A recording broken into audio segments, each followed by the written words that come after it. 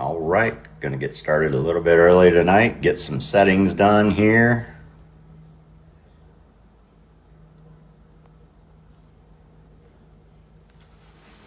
Finally got my view back that I wanted. What's up, Northwaters? Uncle Lou's. People coming in already. I figured I'd start a little bit early, get everybody in here, get the chat going. What's up, Bubba? Welcome in, Jason T. Appreciate the heart maze. I try and shout out when people send gifts and stuff, but unfortunately during the podcast, I don't like to interrupt them. So I do appreciate all the gifts. I do see them down there. I try and react to them. And yeah, appreciate everybody coming in. Just kind of chilling until we get the guest of the night in here. What's up, Lauren? Welcome in, buddy.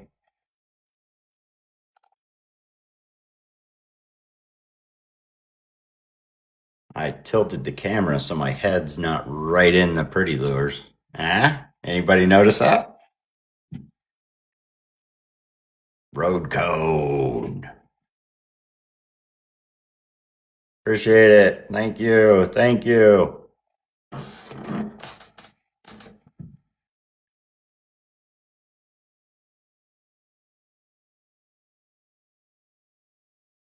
Look at the likes going up already. Appreciate you guys. I have all the lights off in front of me today. It was glaring off my glasses, I noticed. So we'll leave those off. What's up, Sims?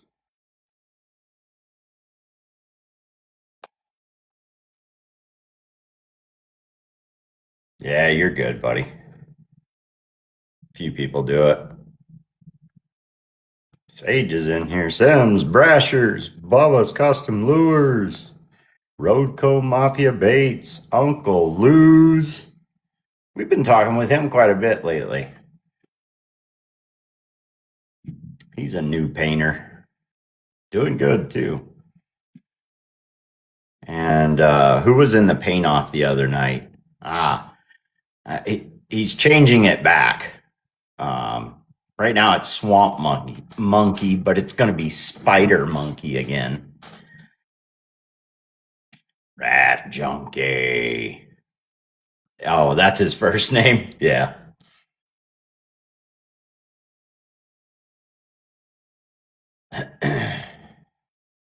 I know some people's first names, but even if you know their first name and you start talking to them in a live by their first name, people are like, "Well, who's that?"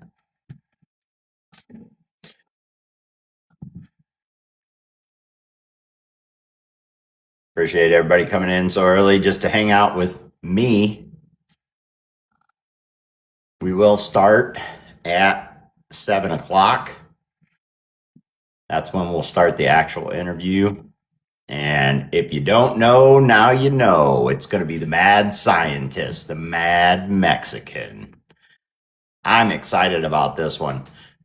So I know him pretty well. I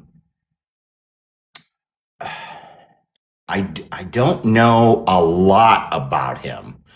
I know he's quickly became a good friend, and he's in a lot of the lives, and he does some amazing work. Real off the cuff, different styles. So we'll probably get him to show some of his baits. Let you guys check out some of those. If you don't know who the Mad Mexican is, make sure you go and give him a follow. He'll be in here. Should be right at 7. He'll be in here. So, what's up, Bear? 14 already. Nice. Swamp Rooster. JG Custom Lures. So we're going to be talking about him tonight as well. JG Custom Lures is doing the auction fundraiser for St. Jude's. Anybody who wants to get in contact with him, send him a follow, JG Customs. And you can send, what he's asking is that you send whatever you'd like to donate to the auction for the Children's Hospital. You send it to him. So if it's baits or camping gear, whatever it might be, send it over to him so he can auction it on his page live. And all the proceeds are going to go to St. Jude's Children's Hospital. So a great thing to be a part of. I know he is going to shout out a lot of people during the auction. And it's one of those things, man. There's going to be so many bait makers involved and so much going on. If he doesn't shout, if you send something in and he by chance misses your name, don't get offended. There's probably hundreds of bait makers sending stuff in there, and he's trying to manage it the best he can as a one-man show, just asking people for help. So, you know, he's got some local friends and stuff that come over and help him sort through all the stuff and get it labeled and get it ready. And that's a big undertaking. So hats off to him. Really appreciate what you're doing there, buddy. And we'll talk about it more a little later. I know if you've tuned in to any of the podcasts, since I believe the second one, we've been talking about that. So what's the last date that they can ship into you, JG? Is it... I don't want to say a date because it'll get it in people's heads. But if you're down there, hey, Paul Tart, Thump Candy. Welcome in, everybody. Appreciate all the gifts, man. If you're there, JG, just type it in the chat. What's the latest they can ship something over to you for the St. Jude's auction? Appreciate it, Truck Money. Hey.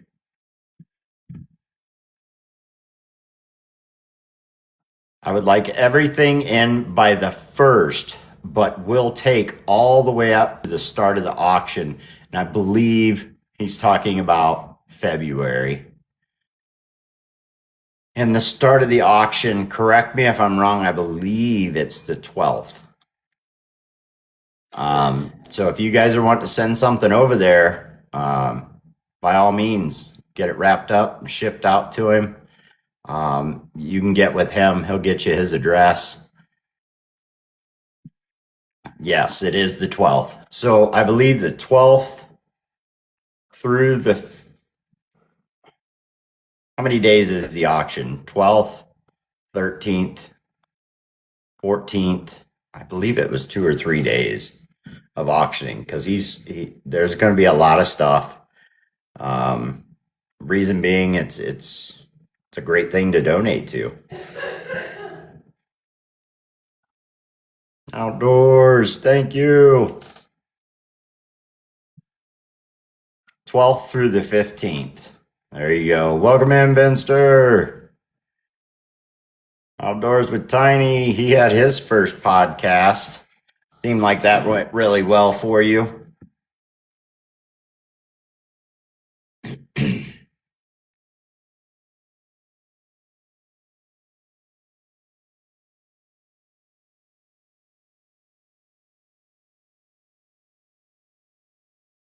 See who's all in here again. Calvary Customs, welcome in. Paul Tark with the gifts. Appreciate you, brother. If you guys don't know, the podcast is booked up, and I'm trying not to book too far ahead. I don't want to book people for 3 or 4 months from now, and then a bunch of things come up. But we are booked all the way till March. The first Tuesday in March is already booked. So we've got a solid lineup coming your way. We're going to do this every single Tuesday. Pretty Lures is definitely the sponsor, 100%. I keep it right up here so you guys know who it's sponsored by. They are not doing their giveaway tonight, but that's okay. We still have other giveaways. We're still going to give them their shout out. They have supported me since the beginning, and I know they support a lot of us, and I couldn't be happier to have them as a sponsor. I like them as people as well as a company.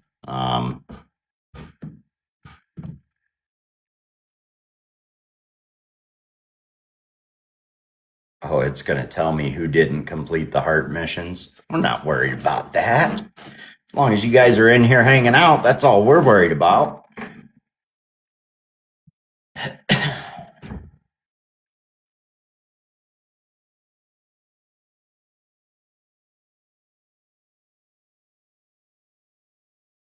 You be willing to pitch in on tonight's if that's cool? Yeah, that's perfectly fine. I can get you written down here. Let me get a paper started.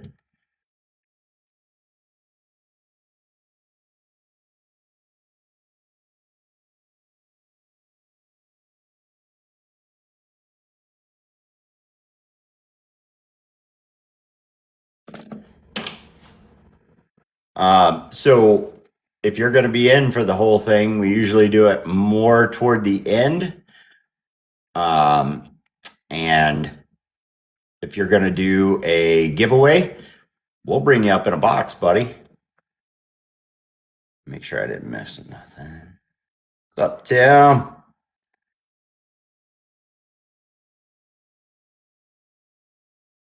Okay. If you ain't around, all right. It'll be a mystery giveaway. There you go. That's cool. Tappy tappy. Yes, sir. Appreciate it. Thank you. We're getting close now.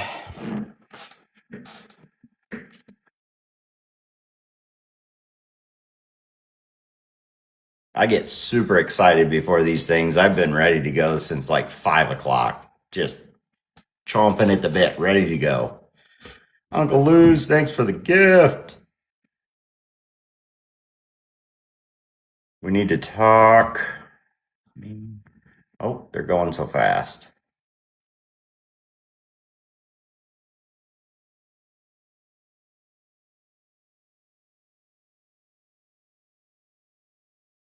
You want to be on here, Gabe? We can work that out. Is that what you're saying? Holly, welcome in. Barrett, welcome in. We can work out something, buddy. Ephraim. Here we go. Now everybody's getting in here. We're at 6:59. I like to start prompt at 7, so we'll see how that goes. Don't think I've seen him in here yet. I got faith in him, though. Skeeters, welcome in. Yeah. We are at 7 o'clock. Welcome to the podcast. Tonight, we are going to interview the scientist, the Mad Mexican. He should be in here any second. I know everybody's wondering. I know you're wondering, and I don't have the answer either. He's kind of a shy guy, and I have given the opportunity to a few people. If they really don't want to show their face, they don't have to. I don't know about you guys, but I like to watch, and I love to do these interviews because I actually get to see the face behind all the painting. Of course, I can't force anybody to do that. I wouldn't do that. Somebody wants to be on here and not show their face. That's completely up to them. The only thing I ask is that they're showing their lures or something like that, something live, and not just your photo up here in the box. However, maybe he's worked up the courage. We'll get to see what the mad scientist looks like tonight. Has anybody ever seen his face? I know I haven't.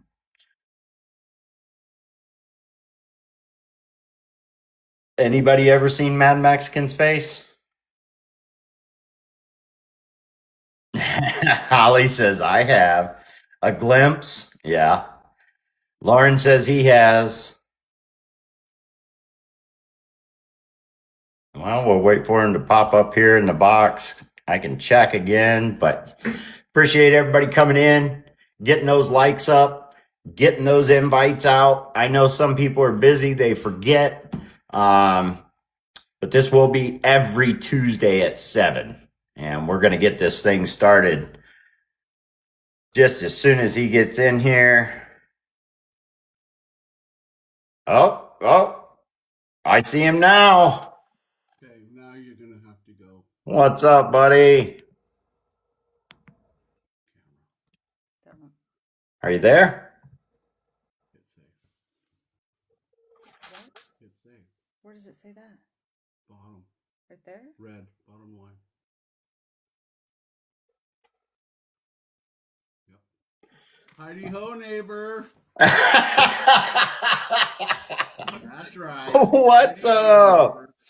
What happened to my box? And it lives on. I don't know. That's your deal. I know. Something happened. Let me check it out here real quick. See if I can fix it. There you go. That is awesome, buddy. Yeah, baby.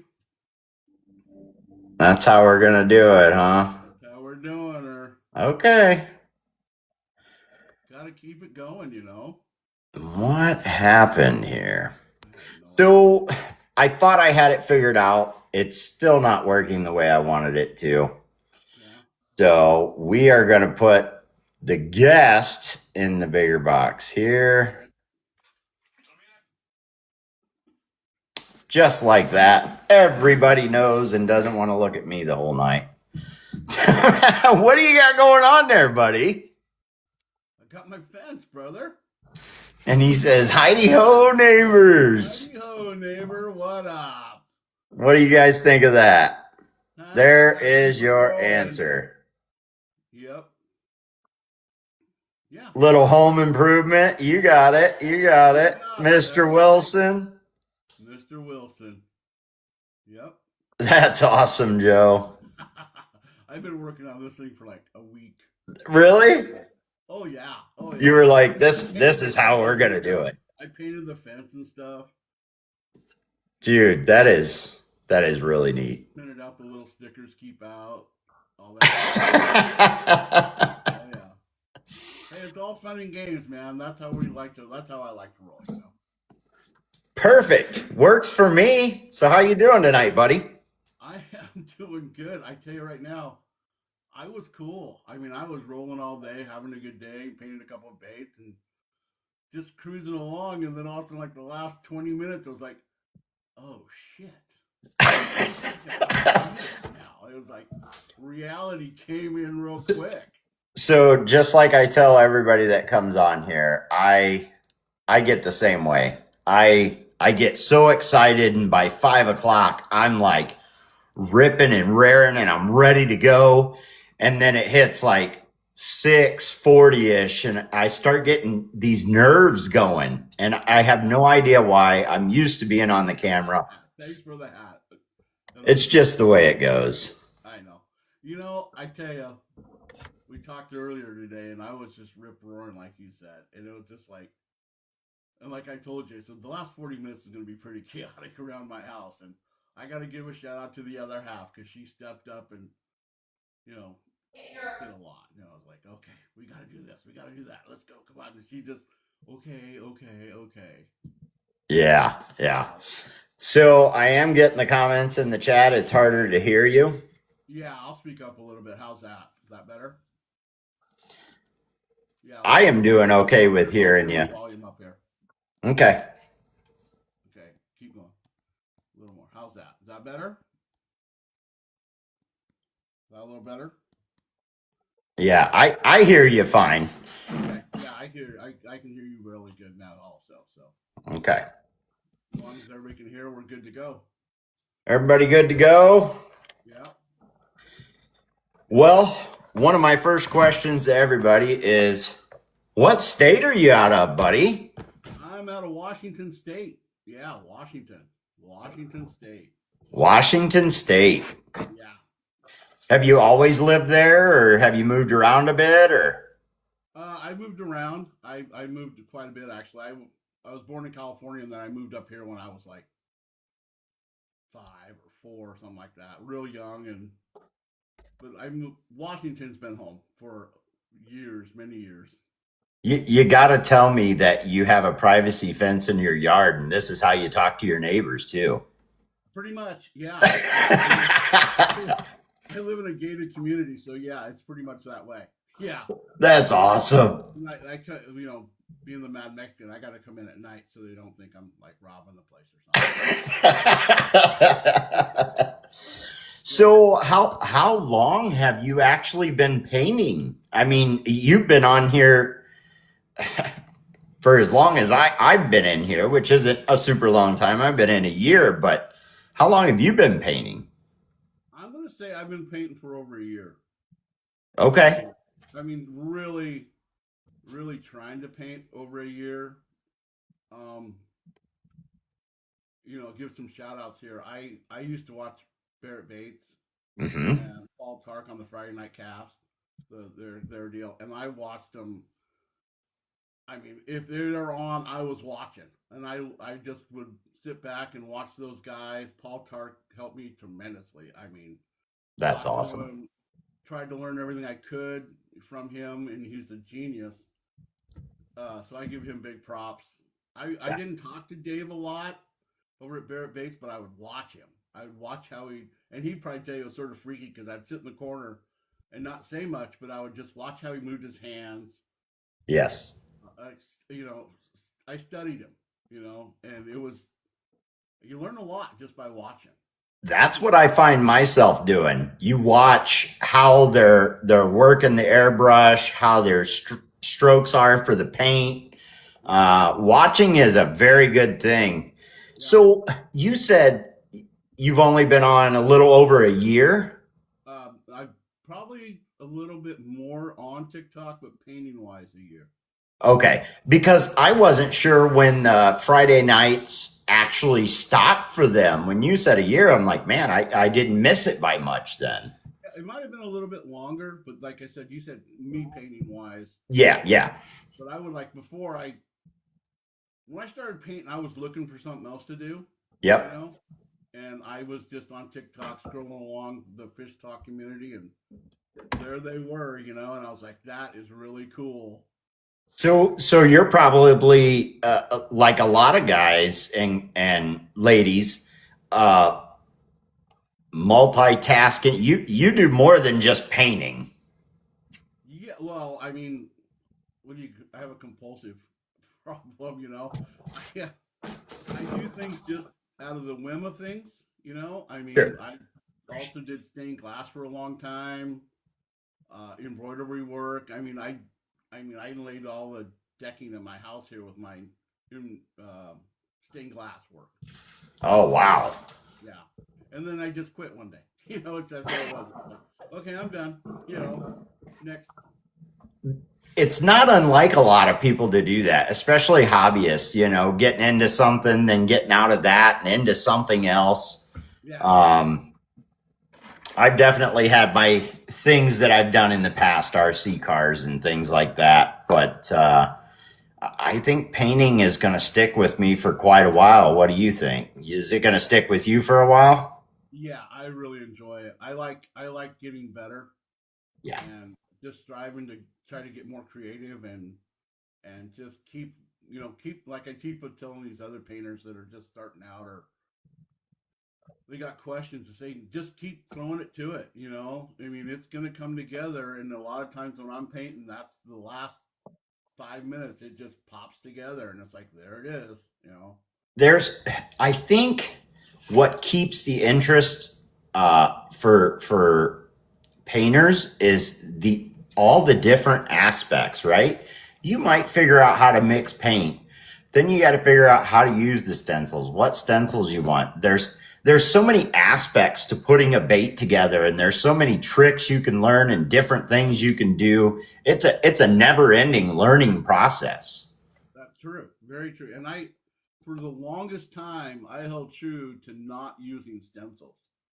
All I used was a credit card, and I would, and then I bought like 3 stencils now, and they're yeah, so I try to stay away from that, just the Mhm. creative aspect of it. But I also now I've got into it where it sets baits off. It adds what you the little thing that you need, and yeah, Well, there's many ways to get depth, as we like to say, into a bait. Stencils is definitely one of them. They can really help with adding that depth you want in a bait. But I'm kind of with you. I am not the greatest with stencils. I think when a lot of people hear stencils, they think, oh, so you just pop it on a bait and paint away. That's not the case. You've really got to be um, ambidextrous and creative to get them where you want them and on there how you want them. yeah, yeah. Hey, let's not forget to keep tapping it up, tapping. Let's get this thing up for this gentleman here. Keep Let's tapping. go. Let's Let's go. go. Let's get it rolling. I will be giving some baits away tonight. I said that in my little video. I got something to give away. I painted up the other day, and Yeah, we've definitely got a couple giveaways tonight. You're doing a giveaway. Outdoors with Tiny popped in. He said, if I'm not here, I'm still doing a giveaway. He would like to do that for us. And it's going to kind of be a mystery box from him if he's not in the room. So that's kind of interesting. let's go. Um, so this may be a long question, but how did you get into painting? Was it you just was watching the guys on Friday nights and said, "Hey, I'm going to do that." Yeah, pretty much. That's how it happened. I was watching them. I saw the colors they were doing and how cool it was, and I just started buying. I just, I just did it, and it was like, this is cool. Yeah. And yeah, I mean, it caught me, and I was like, oh, now, like I tell people, it's a rabbit hole. It's a rabbit hole, big time. You're not lying. Once you get started, you can't have enough paints, you can't have enough stencils, you can't have enough blanks. Oh yeah, Um, I find myself all the time. I do a lot of driving at my old job and especially at my new one. And I find myself just in thought all day long about what I'm going to do when I get home.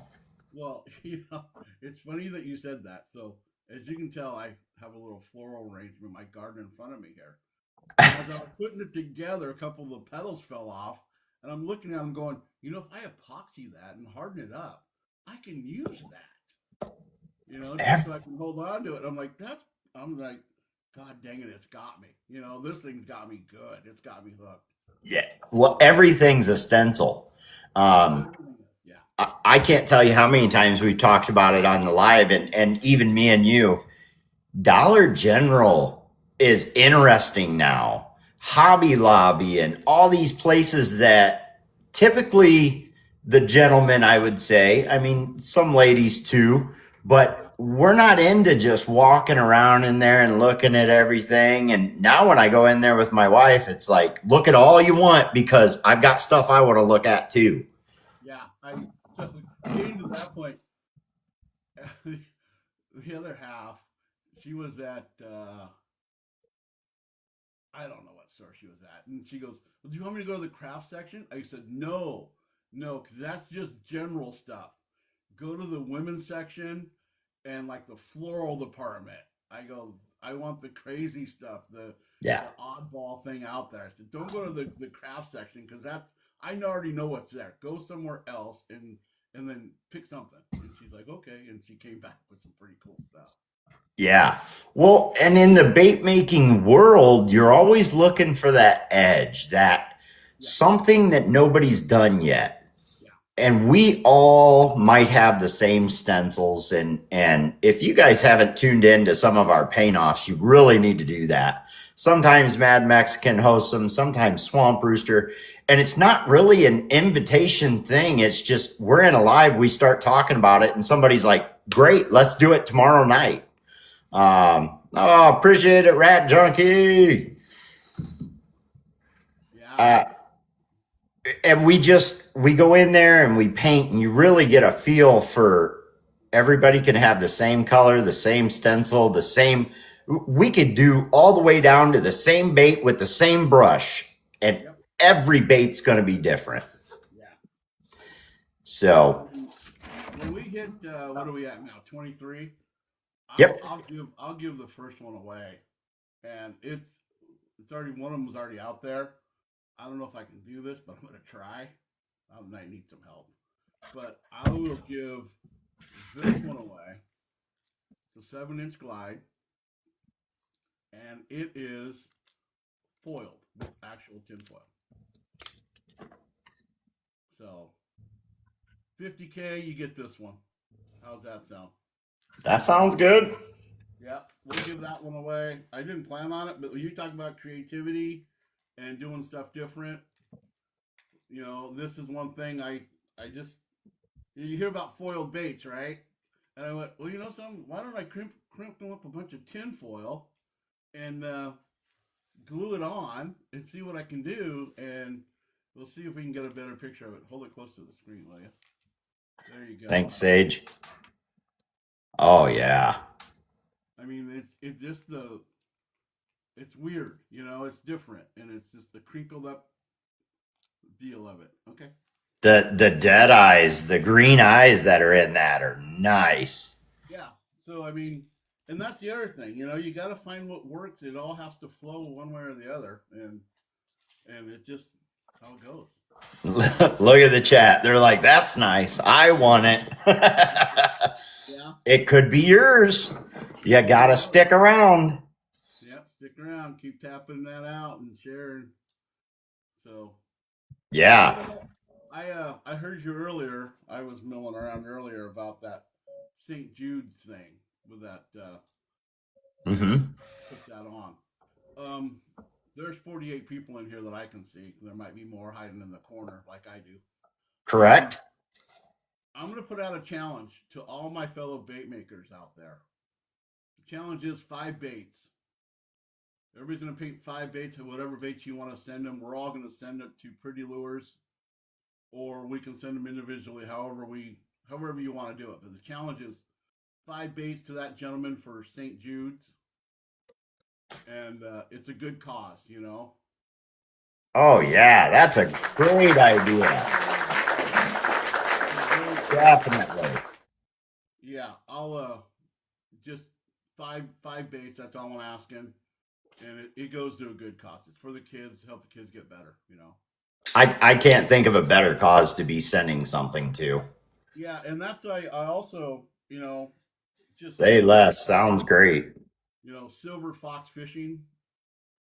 He Yes. also support that gentleman. He does a great for Children's Hospital also. His scents are he makes some scents that are just out of this world, and they're really good. And he's another one that a lot of the proceeds go to the kids. So I back people like that. Yeah. Silver Fox Fishing, and you just gotta when you find true genuine people like yourself, you want to help them out, you want to support, and let's grow together. I mean, that's how I Yeah. am. Let's just grow. 100%. That's what this podcast is all about. It's about bringing the community together, showing them what everybody does, and the biggest basis of it now is really to show what it takes to bring these baits together. it's an art, it's a talent, and we work on it every day, even if it's an hour. We are at our booth at some point and we're taping baits or getting stencils cut the way we want them, laid on the bait the way we want them, coming up with new ideas for innovative stuff. Everybody's trying to get that edge, and it's amazing to see some of the stuff that comes out, especially from some of the newer guys. Those new people don't know the standard, if you will, of bait making. So they sometimes stumble upon those extraordinary things by mistake. Yeah, So it staying on this one is for the new guys out there that are just trying to get in. Take your time, slow down, take your time. It takes time. yeah, I was one of them too. I wanted to hop right into an auction and sell my baits, right? Um, just slow down. I mean, and the reason I say that is because the other day I painted a bait. I'll give it away tonight, and I looked at it 50 different ways. It looked good. I was like, yeah, this is good. This is clean. And I went and sat in my chair and held it in my hand and rolled it around, and I went, oh God, there it is. And I was in Bubba's live, right? I was in Bubba's live, and I held it up and I showed him, and then all of a sudden I said, "Will anybody see the mistake I made?" And as I was rolling it, Bubba goes, "Yep, I see it." I go, "Do you really?" He goes, "Yeah, right there." And as I was rolling it, it was. I got a little heavy with some yeah, ink, and it it made a deal. And I had to go back and fix it, But it was like that's the main thing that I can say to anybody that new guys that are starting out, slow down, slow down. yep, yep, Because you come into an auction, they want to go into an auction, they want to make some money to keep going to buy more baits, more brushes, more epoxy, more whatever you need. And I'm going to tell you honestly, yeah, I'm going to buy your first bait. yeah, And, everybody's going to buy your first bait, but you keep producing that, and we know it's not going to be that good. But we got your first one, and the second one, you're going to go in there and you're not going to sell nothing. And you're going to, yeah, what happened? What happened? What happened? It's like, well, we just wanted your first one, yeah. and slow down, and take You your have time. to slow down, get your clear coat smooth, get your colors on there. And JG said it down here. I'm trying to pay attention to the chat as well, but hopefully you guys in the chat are reading the chat as well. Yeah. Um, So, take your time and figure it out. Don't just throw stuff at the bait and hope that somebody takes it from you. yeah. Um, We're gonna take it. Somebody's gonna take it. Just say, hey, I got your first bait, and then, nothing derogatory, you're but it's just hey, I got your first one, but you're gonna come in a week later going, oh, I got these ones, and they're gonna go, nah, I don't think so. Well, you're not going to find a more supportive community when it comes to a new bait maker and giving him the tips and the tricks and little things that'll help you get going. Even if you're not selling baits, you can come into the lives and paint with us, and everybody will help you out. So that is one amazing aspect about this community is everybody's going to help you paint. You're having trouble with your clear coat, ask somebody. I can't say that enough. Ask, ask, ask, Well, ask somebody. I got my buddy, my partner, painting now, and I think you were on the outside checking up on me, weren't you? Is that you? I may have been. Yeah, it could have been you or Papa Woody. I was helping him out and taking him step through step one day on his live, and they weren't in the box with us, but they were on the outside listening. Yeah. And yeah, and they popped in. They go, "Oh, we heard what you're saying to him. You're teaching him right." I said, I wasn't trying to throw him for a loop, because some of the guys out there will, Yeah. they'll tell you steps on a one step process, 1 through 10. They'll tell you 1 through 6, and leave out 7, 8, and 9, and then give you 10. And then you're like, what happened? It didn't work, or what did I do wrong? And they're chuckling, or they Yeah. want you to figure it out, and you're like, I can't figure it out because I don't know what the hell I'm doing. Yeah. Yeah. So Well, I don't know if you can believe it, but time goes so fast. I started this podcast off, I was only going to do a half an hour. We're already a half an hour in, and you guys are at 47K on the likes. And don't forget, guys, this is sponsored. It is sponsored by Pretty Lures. You can go over there and you can get all of your bait making needs. That is the sponsor for this one. They will not be doing a giveaway tonight. I have started doing the podcast every single Tuesday. And I am just so grateful that they sponsor me every other week. That's what we agreed to. And I have no problem making sure everybody knows where to go. They have some of the best blanks that there is. If you don't believe me, go over there, get yourself one. And guaranteed you're going to do minimal, if any, sanding on that thing to get it ready. And they have so much more. Everything for tying is coming in. They have exclusive stuff. They have all the paints, the brushes. Those guys are just awesome. The customer service is up here. It's way above and beyond. You can't beat the customer service. Nope. And like I said before, the handwritten notes from Rosalie are, it's inspiring. And yes. When you have a question, that's the thing about it. That's why I support Pretty Lures like I do, and I push them like I do. I'm not a pro staffer. I'm not affiliated with them at all. But Dave's a bait maker. Yes. He's one of us, so he knows, right? So I respect that. I mean, the guy goes out and he's one of the OGs, right?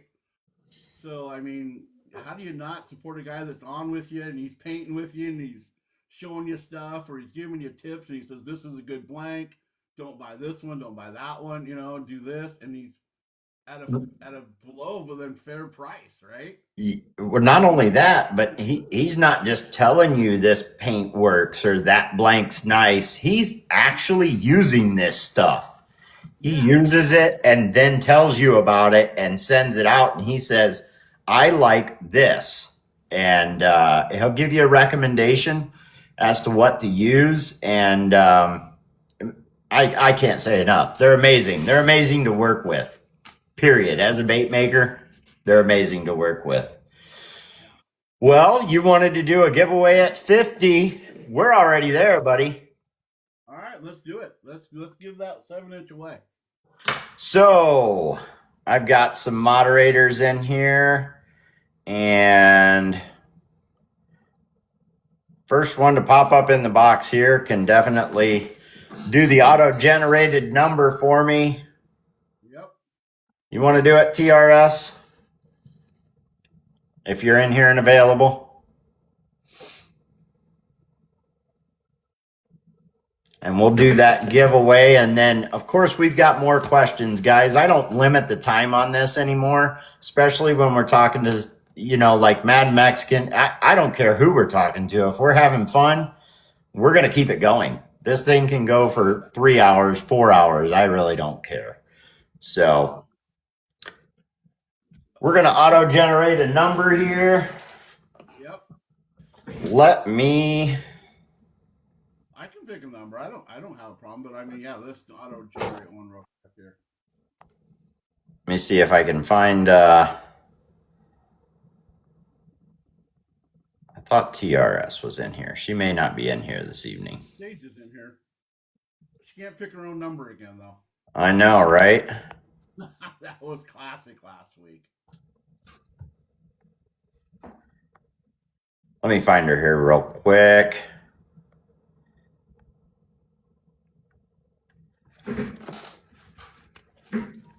All right, give me a second. Hold on. Are you busy? Just give me a second. I got it. Okay. So this is the way we do it, guys.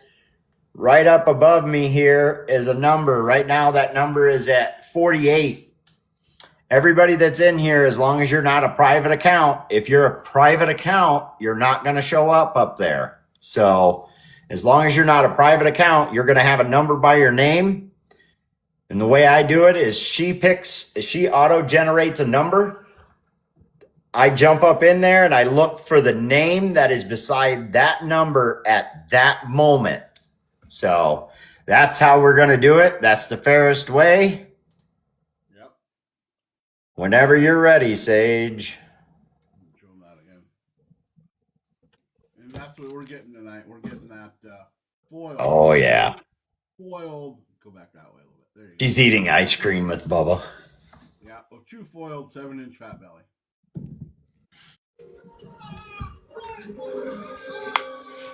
That'll work.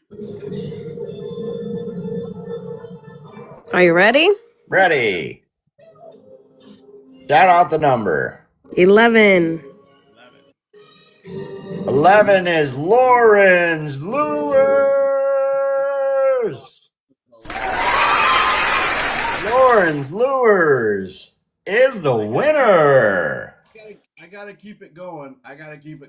I'll send you some hooks, buddy.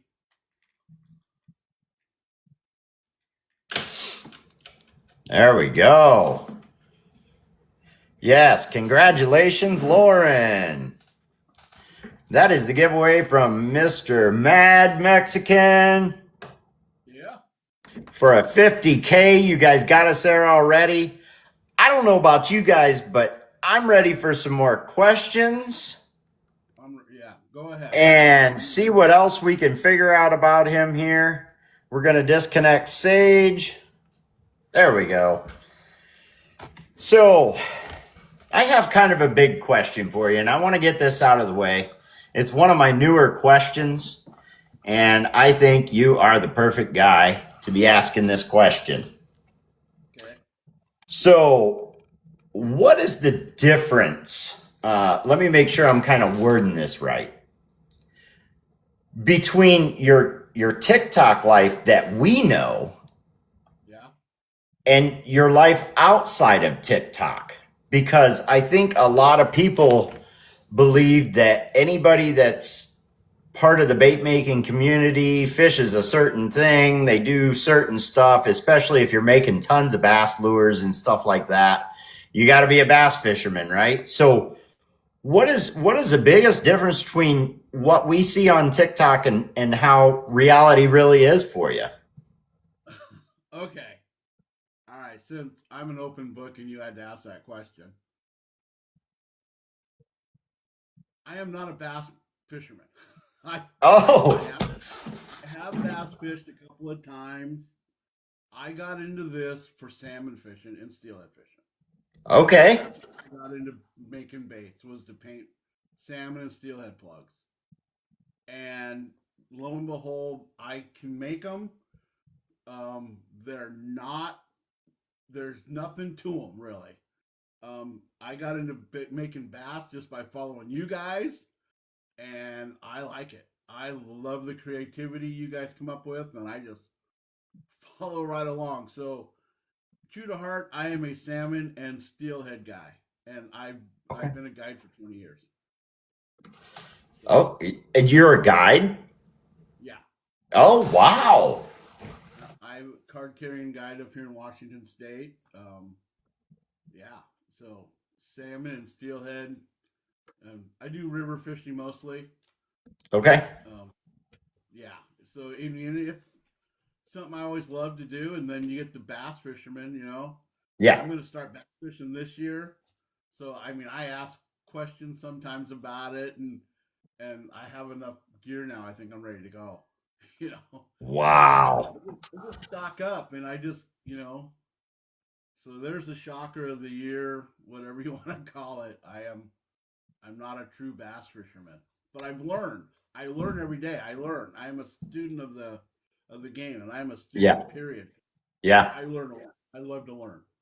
Well, you know, I was talking with some people over the summer and now recently, and I live on Lake Erie up in Sandusky, Ohio. Yeah.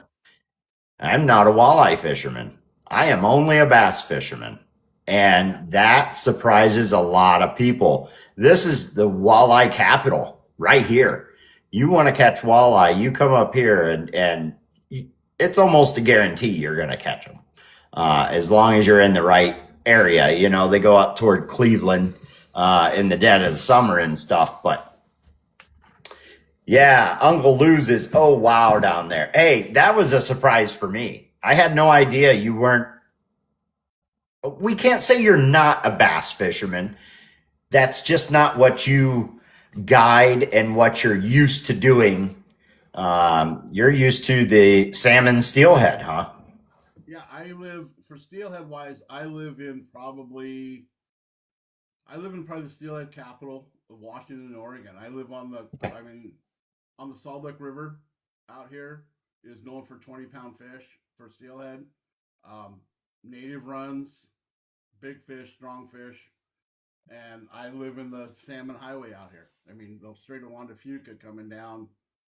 You know, they feed all the rivers with all the kings and all the coho, and I've caught plenty of them. So, yeah, it's just something that, and I'll be honest, where I live up on an island, not an island, but a peninsula. Okay. There's supposedly one lake that I have fished for bass. Okay. That has bass in it. I haven't caught one yet, but I'm venturing towards the east side of the state where all the bass are. Yeah. I already talked about hooking up the trailer, and I'm gonna buy a raft so I can row around the lake, and I'm gonna go bass fishing. I'm gonna do a lot of that, and I've already made plans for when I give everything up. That I'm gonna go south and maybe southeast or down south somewhere where there's bass fishing and bass trailer, and I'm going fishing. So you've already kind of answered one of our questions. Your favorite species of fish, of course, you know, salmon and steelhead is kind of your bread and butter, we'll say. Yeah. So what's your personal best? What's the biggest fish you've ever caught? King salmon wise was 53 pounds. Holy cow! Yeah, that was out of the Hoh River out here where I live. Steelhead is 24 pounds. I got it on the wall. I've caught some halibut well over 100. Yeah, I mean, so, and I fished in Alaska a lot too. I used to go to Alaska every summer, and okay, I worked up there. So, well, that gives everybody something to think about, you know, just when you think you know somebody or quite a bit about somebody, next time you think they're a bass fisherman or a walleye fisherman or just crappie, because it depends on where they live. Just because somebody ties jigs doesn't mean they're a big crappie fisherman. They might tie jigs because that's what people want, but they honestly will tie the little jigs for everybody else, and they tie jigs for themselves to go bass fishing. Maybe they're a big bass fisherman. So that was really an eye-opener, buddy. I appreciate you sharing that with us. Yeah, well, you know, I mean, I watched Northwater. He ties his hair jigs, right? Yep. And I've tied a lot of hair jigs for bottom fishing out here. You know, we use it for rockfish and our sea bass. Same thing. And I guess I could say I've caught bass. I've caught sea bass off the lures I painted. They're similar. They look like it, you know, a little more spiny, but yeah, I mean, so it basically fishing all ties together, right? Because I've tied a lot of jigs in my time for steelhead and salmon, very similar to bass jigs, real similar to crappie jigs, maybe an upscaled hook a little bit bigger, you know, but yeah, I've dabbled in all of it. I'm pretty deep into it. Yeah. I see down in the chat, everybody's talking about me up here in Sandusky should be going for the walleye, the catfish. So when you fish Lake Erie, I could run the bait that I want to catch bass only.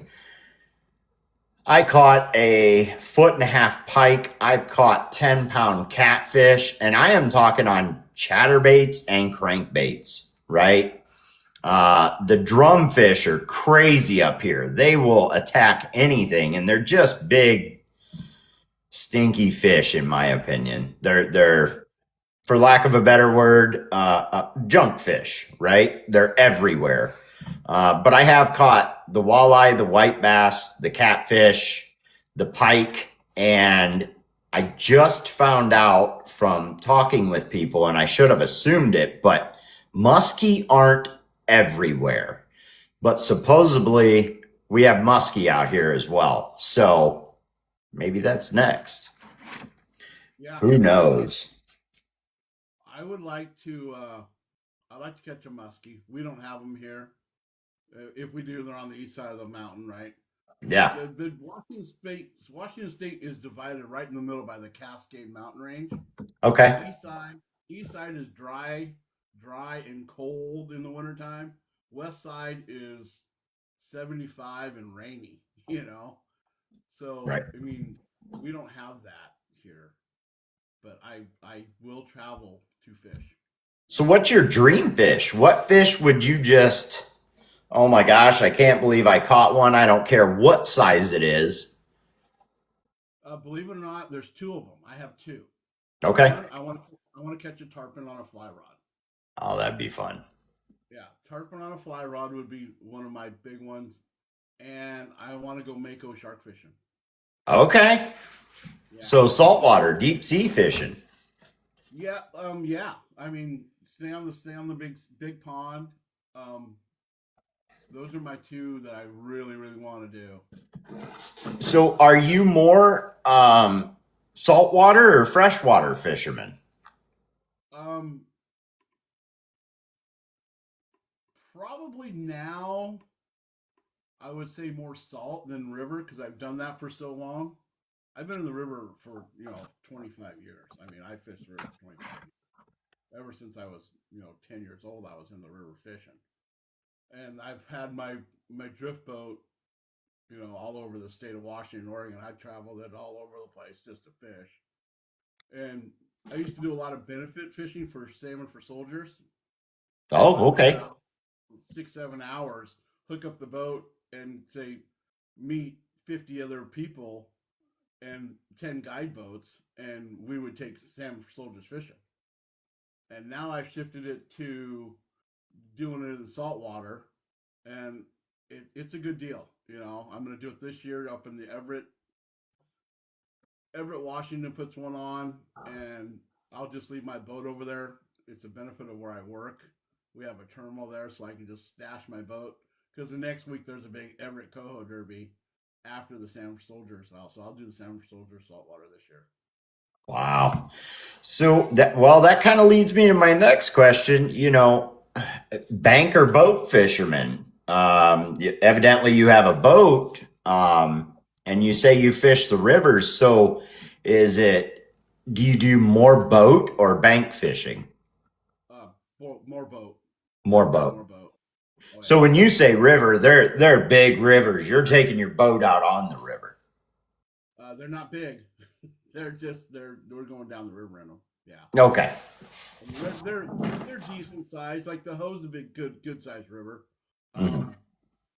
Compared to what you guys have though over there, you guys are at, we're small. It's considered small. Okay. Yeah. I've seen some Michigan stuff, and they're close to that. A little more rocky, but yeah. Let's just say I navigate probably class 3 and 4 water all the time on a couple of them. Class 5 on one river. A couple big rapids you got to really be careful in. Boats go down every year. Yeah. They want to hop in. And it'll bite you.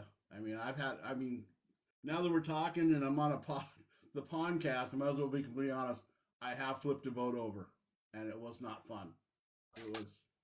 It happened so fast, and I had my ex-father-in-law and my ex-brother-in-law in the boat with me, and I was putting gear. We had our limit. We were done. And yeah. I was just rowing out. I was rowing out. We were done for the day. And I was looking down, putting gear away in my box, had all the rods put away behind me, and I'm just head down, and I looked up, and there was a stick sticking downriver. I didn't catch it, and I went right up on it. And I mean, I'm pretty strong, and I pulled, and I could not move that boat 1 inch. And she turned sideways, and over she went. And luckily, we were in 2 to 3 foot of water, so we could stand up. Yeah. I'll never forget it. My brother-in-law, who's a little goofy, was standing in the boat holding a fucking Pepsi. And I'm yelling at him, get out of the boat. You got to get away from it because it's going to go over. She's going over. Yeah. And yeah, he finally stepped out nonchalantly, and she rolled. She went right on their belly, completely over. And we walked out, and I think I ended up losing my fish box and one rod. But everybody else came behind me, and a couple other boats one boat that I knew, guy that I fished with, and next to him guiding, he came behind me and gave us a ride out. And it was, I never thought it would happen, right? It was not going to happen to me. It's not going to happen to me. And it did. And it happened fast. It was Yep. quick. It was quick. So, yeah. Yeah, I've definitely found myself in a bad situation on Lake Erie before, and it's well known as one of the shallowest of the Great Lakes, and it will, if you're not paying attention, it'll make you pay, just like you're talking about. If you don't pay attention, you're going to pay for it. Yep. Yep. Yep. That's why, like, I think I was talking to Northwater or another motor guy for outboards, and it might not have been him, but I have a 22-foot boat in my out down south in the yard out here. Anyway, I have a 250 on the back of it, right? And for out here, that's like a lot of power. And he's like, "Why do you have so much power?" I said, "Well, when it's time to go, it's time to go. Yeah. I mean, more power. When I say she's rolling in and it's going to get bumpy, we're going home. I mean, Yeah. you don't mess around with it. It's go time." Yeah. I want to take a second here. I see a comment here from Ephraim. He says, "I want to thank Joe for the help. For helping me get to where I am now. Thank you, sir." No problem, buddy. Anytime. I have beat up on my little buddy Ephraim a lot, and I've talked to him, called him, and I said, "You gotta knock it off. You gotta stop, right?" And I want him to be better, right? I want him to get good. I mean, I send Yeah. him everywhere, and he produces decent baits, good baits. I said, I just want you to get good.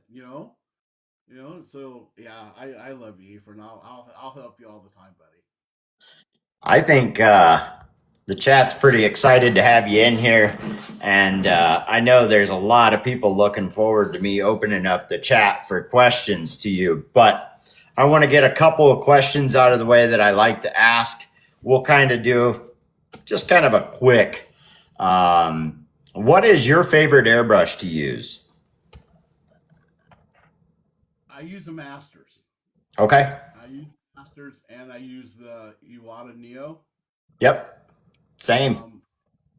Yeah. I mean, and my Masters is my workhorse. I beat that thing up, and I've dropped it 50 times. I clean it every day, and Yep. she's like my baby. She's like the one I got, and everybody I think I've in our group knows I own the. I have a Harder Steinbeck Yeah. in brand new in the box, and I've looked at it 1,000 times, and I'm probably gonna end up raffling it off because I won't use it. I'm like, you know, I don't know why I won't use it, but I just probably won't ever use it. Yeah. I like my Master. I did purchase lately a couple Eclipses, Yep. so we'll give those a shot. But you can't beat the Master. I mean, that .2 needle in it, keep it sharp, and you're good to go. Yep. I think that's one thing I learned from the bait challenges over at Barrett with Paul Tark and those guys. and I think it was Barrett told me, or no, it was David Green. David Green's the one that told me, and I got to give a big shout out to David Green. He helped me a lot too. Another great painter. Another great painter, and he told me right away. He says, "Keep your needle clean and keep it sharp. Get yourself a needle sharpener." And it's true. I mean, keep it sharp, keep it lubed up, and you're good to go. That's one of my next purchases. There's a kit out there that you can buy that's a needle sharpening, straightening kit. And I need to get one of those for sure. So for those of you who maybe don't make baits and you're down here in the chat, we greatly appreciate having you in here. You guys know that. Masters would be kind of the starter brush. And just like Joe was saying, I like the Masters. It's a great brush. It's a workhorse, and it's not super finicky. And then he's talking about the Iwata brand. You got the Neo Eclipse, and you can go up in increments. So he's talking about a really super cheap brush in the $30 range to $70 range, and then Iwata, you can start in that 70 to 80 and go on up. And then the Steinbecks are pricey, very pricey. If you ask me, I would be afraid of it. I'd be afraid to hurt the thing because you pay a little bit of money for them. So just to clarify. You want to give another one away at 100K? Yeah, let's do it. We're almost there. 100K, I got another one. And let's see if I can show this one up here. Let's see if I can get to that one. I'm too far away. Here you go. Want to help me out here? Assistant, please. Oh, wrong side. There you go. There you go. Oh, yeah, that's nice. The S-crank. This side? Okay, this is okay. There you go. You got it. Very nice. He's going to do that one at 100K. There you go. Tappity tap, tap, tap. Yeah. So let's see what I got for you. We went over what airbrush. So what's your favorite paint to use brand-wise? Or do you have one? I don't have one. Okay. I like it. Okay, so let's now that you say that, I'll clear it up for you. I spray a lot of inks and candy paint. I have fallen in love with all the candies, all the inks. So I spray a lot of those, predominantly that stuff. Now, getting that out there, I've shown in some of the lives where all my other Createx paint and even your Hobby Lobby paints, Yep. I water them down to ink and ink style, ink flow, and candy flow. So I don't have to worry. I mean, I water them down. I really water them down, so I don't have to worry about changing styles or getting the milky consistency that everybody goes for. Right. I just keep everything at that ink spraying. So all my stuff is really watered down. And I just layer. I've learned to layer, and I layer it, and I layer it, and I layer it. Thin layer after thin layer. Yeah. So, and I don't have a favorite paint to use. Well, you know, I mix a lot of stuff. I mean, and I'll do green and I'll add a little red to it, you know, and mix it up and see how it comes out. So. Yeah. So you do spray the inks. I do not. I have not gotten into the inks yet. I think that's coming soon. You know, like we were saying earlier, guys, there's so many aspects to painting baits. I've got 100 different paints sitting right here that I use daily, and I've never touched an ink yet. So I do have candies, and so yeah, that's That's interesting that you water them all down that much, which takes a little more finesse. It runs a lot easier. You have to do thin coats and keep going. You can't just cover an entire bait. So Yeah, and that's why. But again, it goes back to me spraying a lot of candies and a lot of inks, so I keep that consistency. I don't have to change my hand position, finger pressure, adjust my air pressure as much, go up and down. If I'm using a Createx paint, which is thicker, I have to like increase my air pressure. I can spray everything between 15 and 18 psi. yeah, which is that candy area. Yeah. That's how I do it. So I just make it for myself. It's my preference.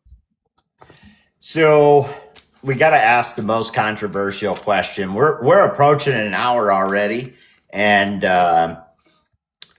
I just time gets away so fast. But I have to ask this question before we do any more giveaways. One more question. Okay. What clear coat do you prefer? There is a huge, it's so controversial in the bait making world between the UVs and the automotive clears and the BSI, which is a 2-part epoxy. Yeah. What do you prefer? Okay. I am now a 60-40 guy. 60% BSI, 40% UV clear. When I get some orders in, like big orders, I'll use UV clear. Now, my 2 cents on the UV clear stuff is I see a lot of people use it, and I've heard the argument that it changes colors. The new stuff sucks.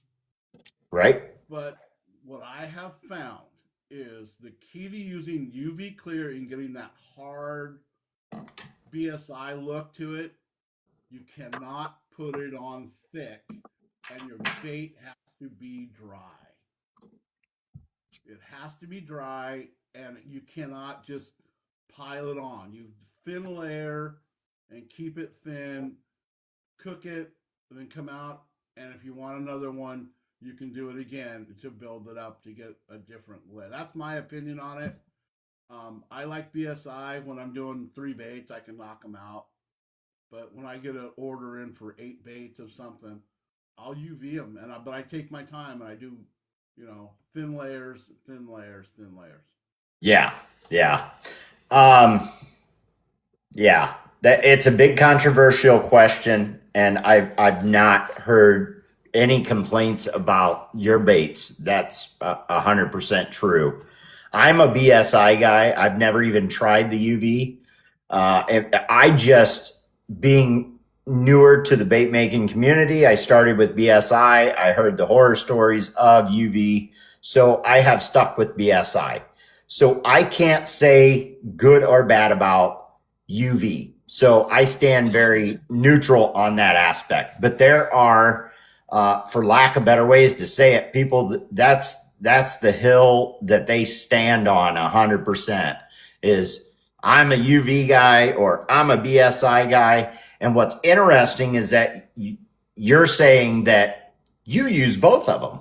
So I use them both. I use them both, and I'm serious. I use them both. And the key for a good UV is thin. You have to go thin. You can't glob it on there like BSI and just smooth it out and put it on a turner or let it, thicken up and keep it moving. But because our UV boxes, we're just hanging them, right? Yeah. So it's smarter to go thin and let it get hard, and then make sure it's dry. You have to make sure your bait's dry, or it's gonna turn and it's gonna look like crap. Yeah. So if you guys are listening to him, he said when he's doing lots and lots of baits that he has to clear coat, he's using UV. The reason UV has an advantage, and this is my personal opinion, this is not what everybody else says. He can do multiple baits with the UV. It does not dry until you get it in the UV light and turning and let it harden. Yep. BSI is a 2-part epoxy that you mix together 50-50, and you only have so much working time. The working time says 30 minutes. You do not have actually 30 minutes. You have not much time at all. Enough time to maybe do 2-3 baits is pushing it. And by that time, it starts to string out and get super sticky. Now, you can use a hair dryer and warm that BSI back up on the bait or in the cup itself. And it will give you a little bit more working time. It's very finicky when it comes to that point, though. I typically just mix up enough to do 2 baits. I know I can get 2 baits done, and you move on from there. When it comes to BSI, every brush that you use per BSI mixture is now trash. We have to throw them away. So the cup is trash, the BSI brush is trash, and any leftover is no longer usable. It's done. So there are some advantages and disadvantages. UV, you have to be more technical with it. From my understanding from you, Joe, is if you're going to just slap a big thick coat on there and put it in a turner, you may about 80% have those issues where it gets sticky on you or it's not curing all the way, stuff like that. So, like I said, that is a hill that guys stand on with everything they have. So I just want to make it clear, I'm not one way or the other. I've never even used UV. So getting back to your BSI thing, I have learned one thing with using BSI. I have my famous chair with my blanket that I sit in, and I'll do an auction for my chair. Is that I put the BSI next to my leg in my chair so it gets warm for my skin. And it gets warm. I keep it warm. And then I put the plate that I mix my BSI in on the other side so my plate is warm also. Gotcha. I clear. I don't clear off a cold plate. I clear off a warm plate and I warm my BSI up before I go ahead and go to it. It thins it out a little bit. Yeah. And I just think it works a little better than just squirting on a plate, you know? Yeah. So, I think Whit just got in here. She's like, "Oh Lord, it's Wilson." Let me read just a few things out of the chat. JG's Customs says, BSI, if you use tinfoil, it'll increase the work time. Guys, I hope you're reading the chat down here as well as listening to us. I truly appreciate everybody coming in here. We are at 104K. I thank you guys so much. I appreciate you. I hope you're enjoying this as much as I do. I did get a message. We're going to call her my mail lady. So my wife sent me a message and said that Pretty Lures is going to do a giveaway tonight. They really appreciate what goes on here, and they want to be part of everything. And I truly appreciate you guys. So they are going to do a giveaway tonight. Madmexican's not done. He's doing a giveaway, and you just never know what else is going to happen. So give that one away right now. We can do that giveaway, and then I am going to introduce. We didn't get through most of the questions. I really want to open it up to the chat. I know they're dying down there just to ask you questions. But I am going to introduce mail call tonight. I'm going to start doing a mail call with every podcast. So let's go ahead with the 100K giveaway. And we already seen what it's going to be. TRS is up in here. What number do we get? Number 20. I'm scrolling. Woods. Woods is the winner of the giveaway. Right on. Congratulations, Woods.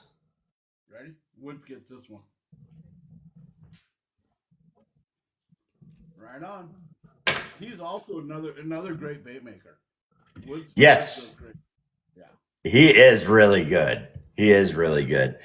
Let me see. Is Outdoors with Tiny, are you still in here?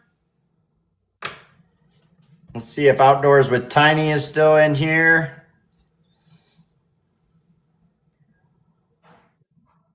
Give it just a second. I'm still here. Would you like to come up in a box and show your giveaway? Is that something you'd like to do?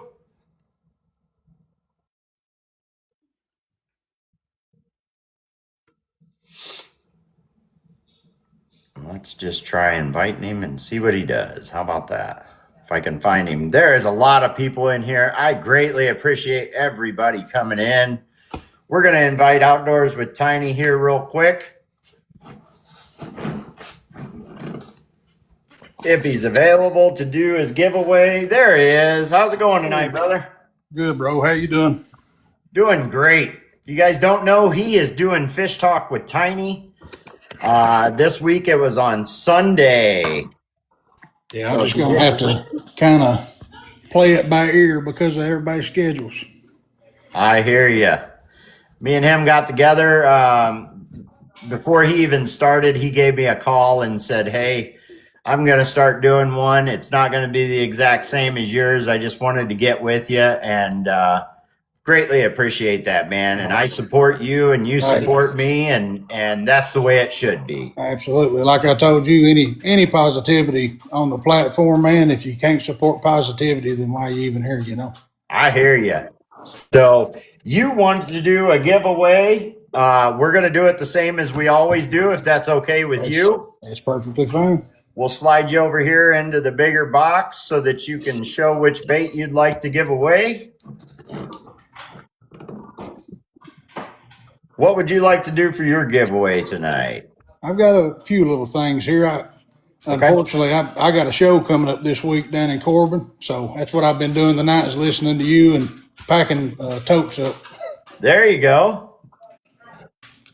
So we will choose a number here. You ready? Ready. 15. 15. I'm going to go in. I'm going to find number 15, and it's going to be Road Cone Mafia Baits. That's awesome. Oh, that's bullshit. Hey, I'm gonna send you a Solid Rock Outdoor spinner bait. This is the bluegrass color that he does. He's a bait maker here in Kentucky. He does spinners and jigs. Then I'm gonna send you my Country Boy gill. Oh, wow. And then these are really the only two that I could get that were different at the top of a box. And then that's what I call my money pattern. That's my version of a pumpkin seed, just on a small jerk bait. Wow.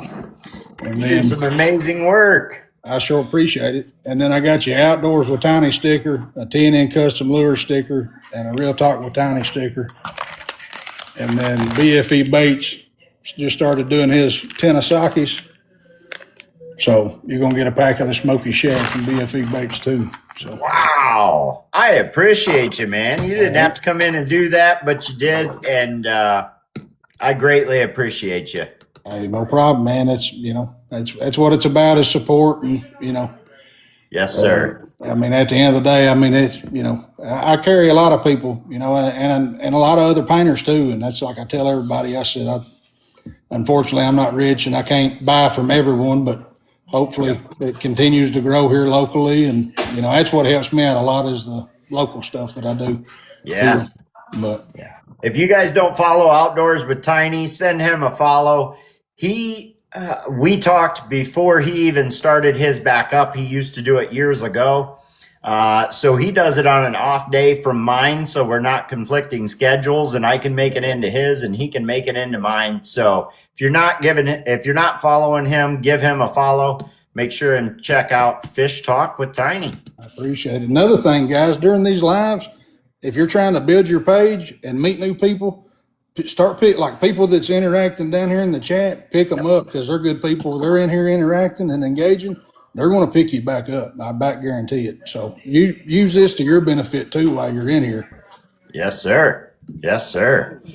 Well, I appreciate you coming in. We'll let you get back to packing up baits. He is going to be at an outdoor show. Make sure and give him a follow, and you can figure out where he's going to be, what times, and what dates. I'll sure do it, brother. I appreciate y'all. Y'all have a good night. All right. You too, buddy.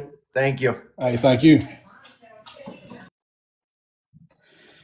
Now let's see if we can get him back over here where we want him. There he is. So outdoors with Tiny, that was to, who was that to? Road cone. Road Cone. I like to write it all down. That way if somebody asks me, I know. Yeah. One more person. We're going to get them up in here. And then we're going to let the chat ask a bunch of questions. No, Wilson for president. No, vice president. Wilson for vice president. Barrett, I know you're down in here. I know Rosalie's down in here. Do you want to do the same thing as usual, or would you like to come up in a box and do a painted bait? You asked a question. I'm sorry. Let me go look.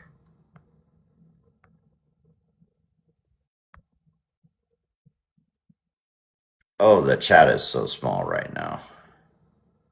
I know. Do my thing. Okay. Anybody see Pretty Lures? Question. I'm very sorry about that.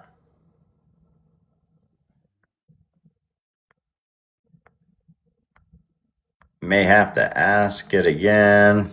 There's one here that says, who's the bait maker you admire and respect most and why? Are we going to do that now? Or are we going to give a bait to his? Tell us who the bait maker you admire and respect the most. Who's your favorite bait maker, buddy? Then we'll do your giveaway. All right. So shockingly, my favorite bait maker is, I don't have one. Okay. I like everybody's stuff. Everybody that I associate myself with is different, right? Everybody has their own style. I can't necessarily say I have a favorite. So that's a tough one for me because I like everybody's stuff. That's admire. I'm gonna have to say I got to go with Paul Tark. okay. And I mentioned earlier David Green, just because of the little things they showed me along the way. It's the help they provided to you. It's not just their bait making. It's them as people. And them as people. Yeah, they took the time. They offered the hand. And that's the thing. One thing about being maybe a little more seasoned now, that if a bait maker with some seasoning offers to help you and you're just starting out, I suggest you take it. Yes. Because you won't get that chance again.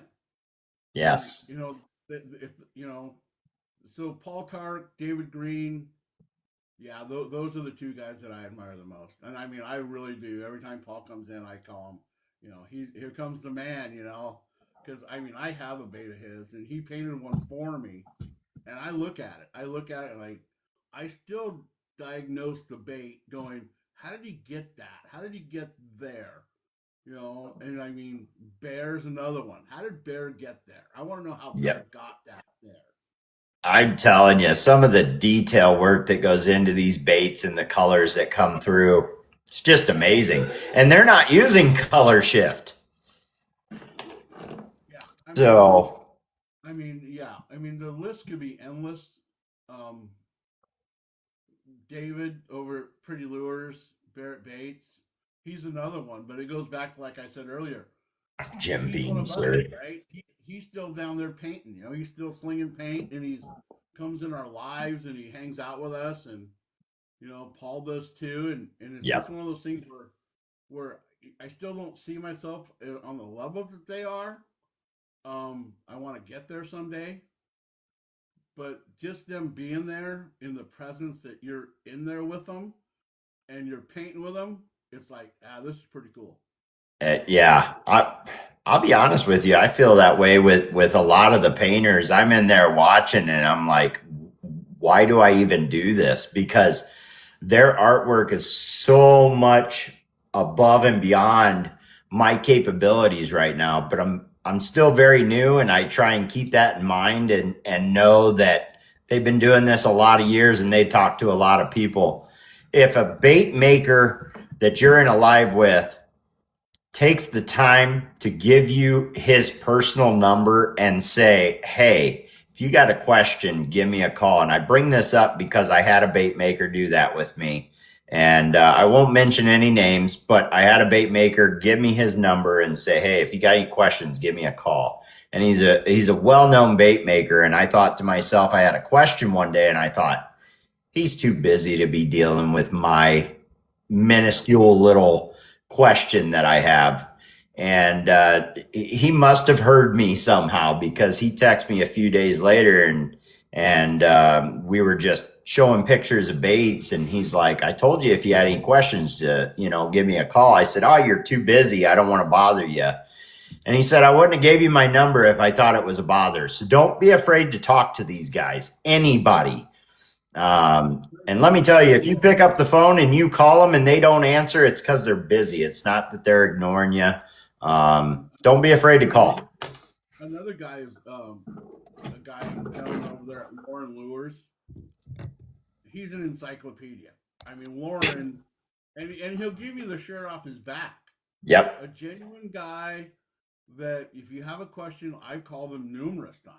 I mean, I call them all the time, and it's like, what do you think of this, or how do you do that, or how do I get here? And yep. And once he gets done cussing me out and throwing rocks at me, I get the answer I want, right? But I mean, he's just a good guy, And yeah, and I think the community that I'm in now with you, Uncle Corey, Swamp Rooster, Lauren, and Papa Woody, Bubba. That's one thing I like about this group is that, yeah, we have some infighting. We spit at each other every once in a while, but you're still there together, right? I mean, we still all come together, and it's fun to be around. It's fun. I mean, I would hate to be some of the guys that are just starting out that want to pop in and they listen to how we talk to each other, and they're like, yeah. Are you serious? What are these guys doing? They're destroying each other, and then at the end they're just laughing. I mean, last night we were in a live together, and it was just fun. I mean, it was a kick in the pants. Sometimes it is absolute chaos. It is just chaos. So we got one more giveaway to do, and we got to open this up to the chat. Don't forget, guys, TRS Tackle is helping us out. She is a fabulous painter. If you have not seen her stuff, you got to check her out. Bubba's Custom Lures is her husband, and he does some amazing plastics, and they call them the dice. So it's the little balls with the skirting coming off of them. So he's gotten into those. Make sure you go check those guys out as well. This is your giveaway, Matt. Are we doing another one with you? I think this is Pretty Lures' turn. All right, we're gonna go for Pretty Lures. Pretty Lures is the sponsor of this podcast. This one's mine. I want this one. You want to win this one? I want this one. Don't forget about Pretty Lures right here. I'm going to put myself in the big box here. You good? Yeah. That didn't work very well, did it? I can't even expand myself, can I? Oh, well.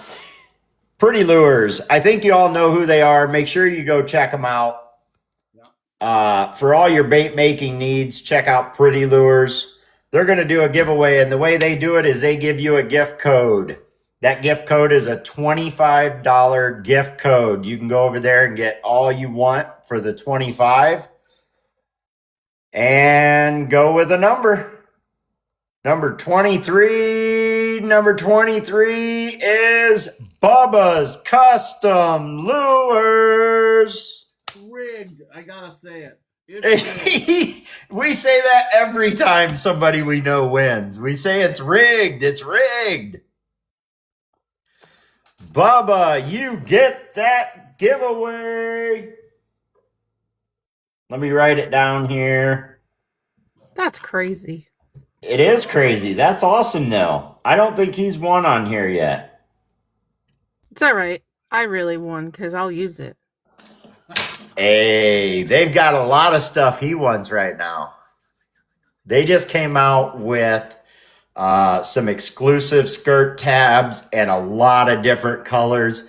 I can't say it enough. If you have not gone over and checked out Pretty Lure, you are missing out 100%. After we're done this evening, go check them out. You will not be disappointed. Not at all. All right. And now, thank you. I appreciate it. We're going to expand you back in. S&J, welcome in. There's another great painter. S&J's Custom Lures. Let me put that out there. If I forgot somebody in the group or somebody I paint with away from the group, I apologize. Don't get all butthurt because I forgot your name. But yeah. I usually go through and shout out everybody that's in the room, but I think they want to get to the questions. You've got a giveaway to do. You're doing another giveaway. Yeah, Is that let's get to 150 and I'll give it away. Let's all right? open up the box for questions and go gentle.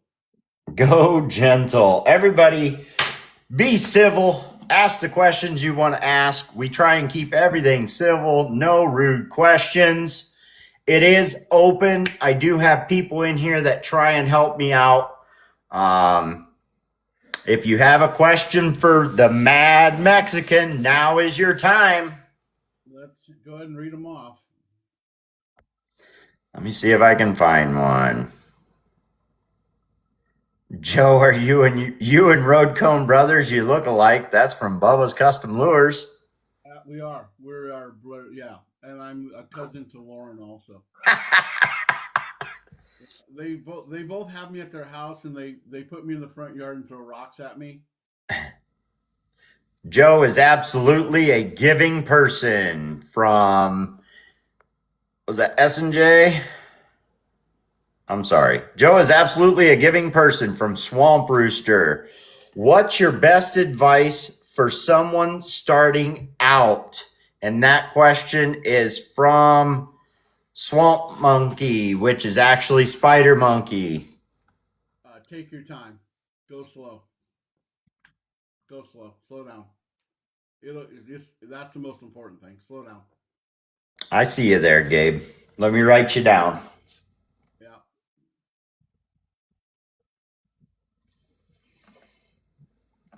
We'll get you up in here. Baby says Joe is an awesome dude for sure. Now that's another guy. When he comes on the scene, we all better stand back. That guy is gonna explode. Yeah, he's yeah. I've seen some of the stuff. We talked. What was a question? You know. There it is. I see it, Rebecca. Rebecca asks, is there a lure that you've never painted that you want to paint? That I've never painted. Yep. I do. I have some in my box actually. It's the glow in the dark or the lighted frog. It's the one that lights up, comes with a little chip in it, and you put the bill in it, like it starts blinking. Yep. I'm excited. I don't know why I haven't done it, but yeah, that's the one I'm looking forward to, and just putting a lot of color and candy to that one. So that the bigger frog, yeah, I'd go with that one. Outdoors with Tiny says he's painted some awesome baits up.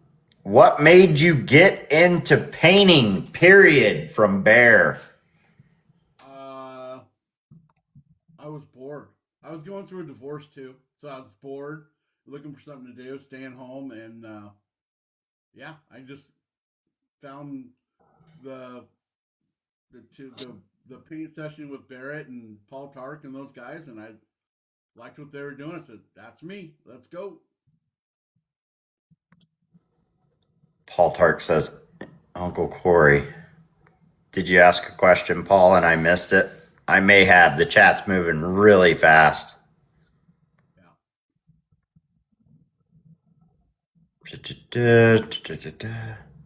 It is, yeah. Therapy. Yeah, it is. It's therapy. I went in there and I can get lost in it real easily. And I've been doing it lately. All right, I get caught and I'll go live and I'll just have my radio on and just jamming out in this jamming out session. Come on, Paul. You said you had some questions for him. We were talking last night, and you're like, oh, I can't wait. I know. Have you ever carved your own lure from Rat Junkie? I have not. No. No. I've watched Rat Junkie do what he's doing, and that I don't know about that one. That's a little big bite to do that. That's tough. Rat Junkie is actually doing that right now, if you guys didn't know. He is trying to carve one up. Northwaters says Joe should paint the tuna. No, I will honestly say this on this live. I will never paint a tuna. Okay. Why? Because it's a novelty bait to me, and I'm just gonna put it on the wall. Yeah. Tunas all look the same, right? I mean, we all paint them the yellow and the light blue and the silver and maybe I don't know. It just doesn't. S&J Lures. Custom lures. Do you keep your blanket on while painting? No, that's only when I'm in the comfy chair. That's my comfy chair over there, and I just that's my comfy chair. Tim says do a candy tuna. Yeah, no, I've seen Tim do his candy stuff, and now Tim's another one that I've watched, and like I was like a creeper peeper, stalking Tim, watching him paint, and I mean he can throw some candy. He is the candy man. Yeah.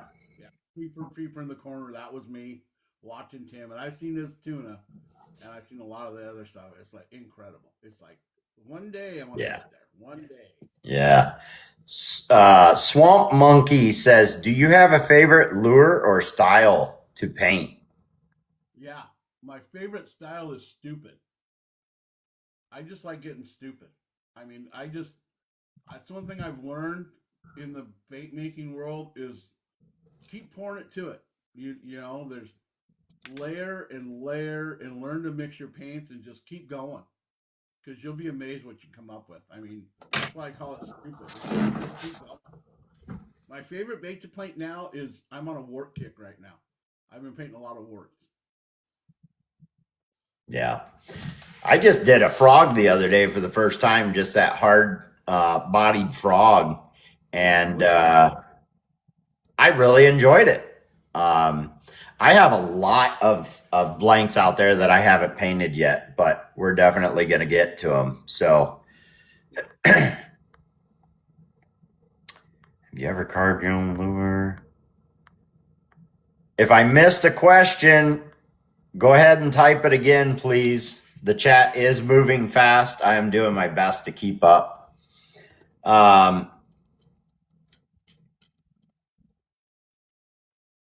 Ask Joe about his collaboration from Road Cone. So the collaboration was I was painting frogs for a while, the propeller frogs. Okay. And I was spraying them with a lot of candy on them, and they were coming up with some. I mean, I was really, really, really pretty and funky baits. I mean, no color shifts, but I mean they were colors you couldn't make because I was mixing candy. Yeah. And they came out really good. And then the collaboration came between me and Road Cone where he makes these little tails, bat tails, right? And we collaborated together on them, right? And he threw it out there. I think it was motor oil or transmission fluid color, and I matched him, and then I threw a color back to him. I said, "Well, here you go. I dare you to match this." And yeah, we collabed, and he nailed it in the soft plastic area. It was good. Oh. Well, the questions came in for a little bit. Somebody will think of some more questions.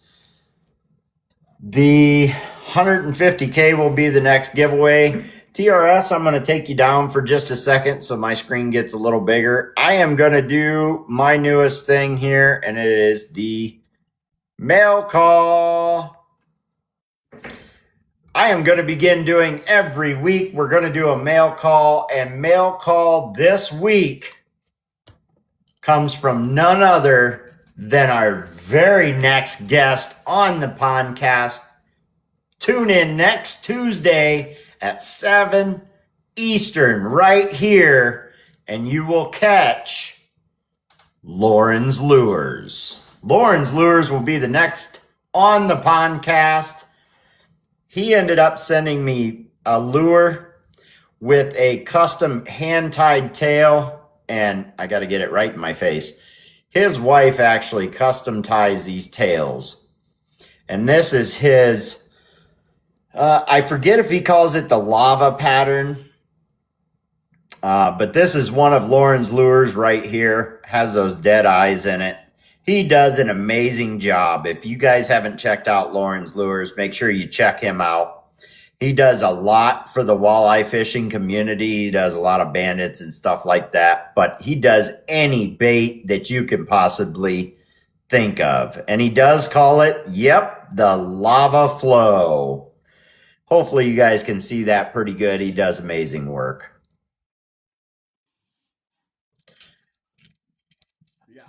Lauren's Lures.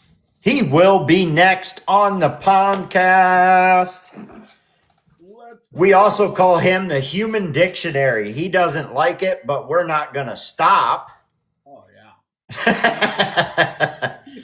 If you're lucky enough to get his number and you can call him, yeah, you'll be amazed. Yes. The room cleared. It was right on the tip of my tongue. I had another question for you, and I completely drew a blank. Yeah, sometimes that happens, right? Yeah, it does. And what do you do for painter's block? Do you ever get painter's block? I do a lot. How do you solve it? Or is it one of those things? So some people need inspiration from somewhere else, and other people, they just stop painting at that moment and just give it a rest. What do you do?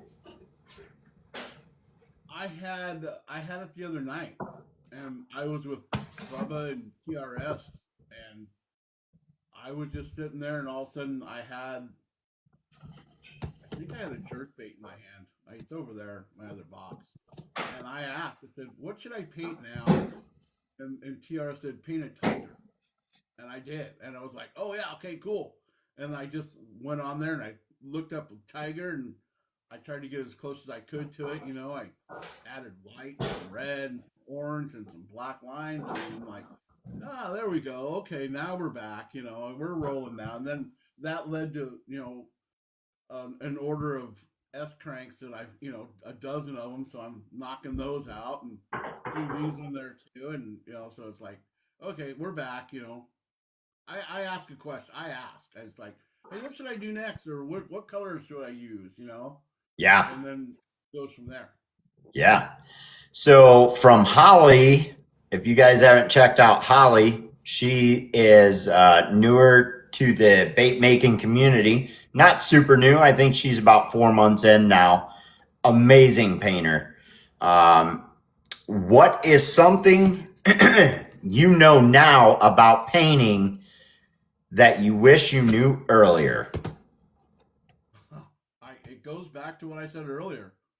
Go slow. Slow down. It's not a race. It's not a race to see. So I've been involved in the bait challenges, on Friday or Saturday night, whenever we have one. Yep. And the first time I did one with Lauren, I froze up. I mean, I absolutely crumbled and I was Yeah. embarrassed. I really was. I was embarrassed because I just produced crap. It was just ugly and it was horrible. And it was like I think we had like an hour or 45 minutes or whatever it was. And I freaked out. I crumbled and I was like, what am I doing? This is horrible. I like threw one in the garbage and started over. So just take your time. Yep. Go slow. Well, I'll tell you, when you get into those bait challenges, you feel a time crunch. Even though there isn't one, you still feel like there is. Oh yeah. And it can fluster you. And so the point of these bait challenges is to make you use colors you normally wouldn't pick, to make you do things you normally wouldn't do, to find those hidden things that you haven't thought about doing. I know I've done a bait challenge, and when I got done, I was like, oh my gosh, those colors worked so well together. I never thought about doing it like that. So it's all about getting you out of your comfort zone, making you think on your toes, and it does frustrate you a little bit, but that's all part of it. I feel frustration, or I feel nervous and time crunched when I get that actual message from somebody with a picture that says, hey, I want this bait in this color. And it's not your typical red, blue, green, orange, one of those colors, but you have to mix your own color to match it. I get a little nervous on those. So, See, and I have that problem too because I have guys that'll ask me to paint for them, and the worst question in the world is, all right, what do you want, right? And they're like, okay, I want this style of bait. Can you do this? And I'm like, yeah, I can do that. And then you say, okay, well, what colors do you want, right? And I'm lucky because I'm sort of known as the oddball color guy. I make a lot of different colors and make them goofy and all that stuff. So they let me roam free, right? So if somebody said, hey, I want an S crank in this pattern and that there, that I'm like, oh, that's too hard for me. And yeah, I have that trouble. 170 piece order that I had made mix and match. I'm not sure I follow that one, JG. I probably missed some of the chat, buddy.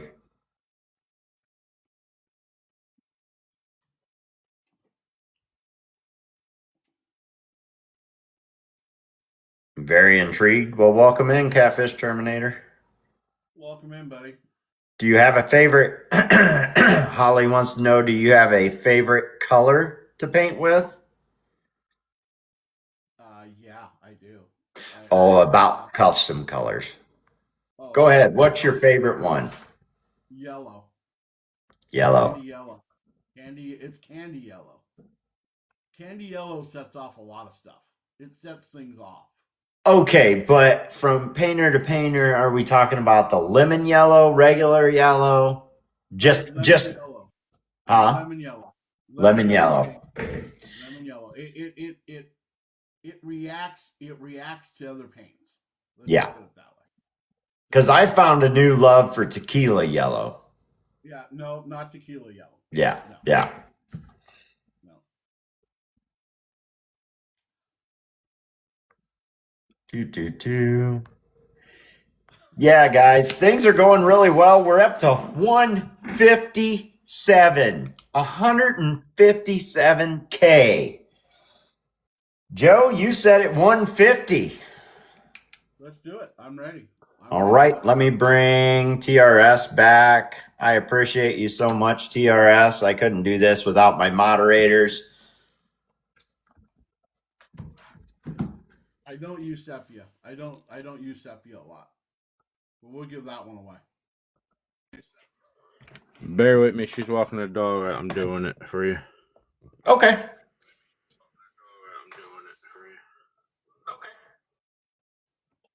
Very nice crawl pattern on that S crank. We got 48 people. 48 people. All right. Let me turn the camera on. Take it over there and we'll see who gets it.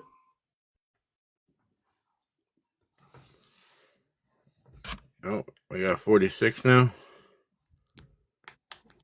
I know. I got long arms. She's sitting over there. I said, okay. You ready? Ready. 43. Number 43. I'm scanning as quick as I can. 41, 2. Oh, 3. Three Rivers Jigs. Congratulations. Three Rivers Jigs. Reach out to me. Make sure I get your address, okay?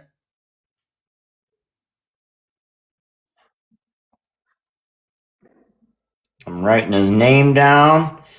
If you don't follow him, make sure you send him a follow. Get him a message. Three Rivers Jigs. Congratulations.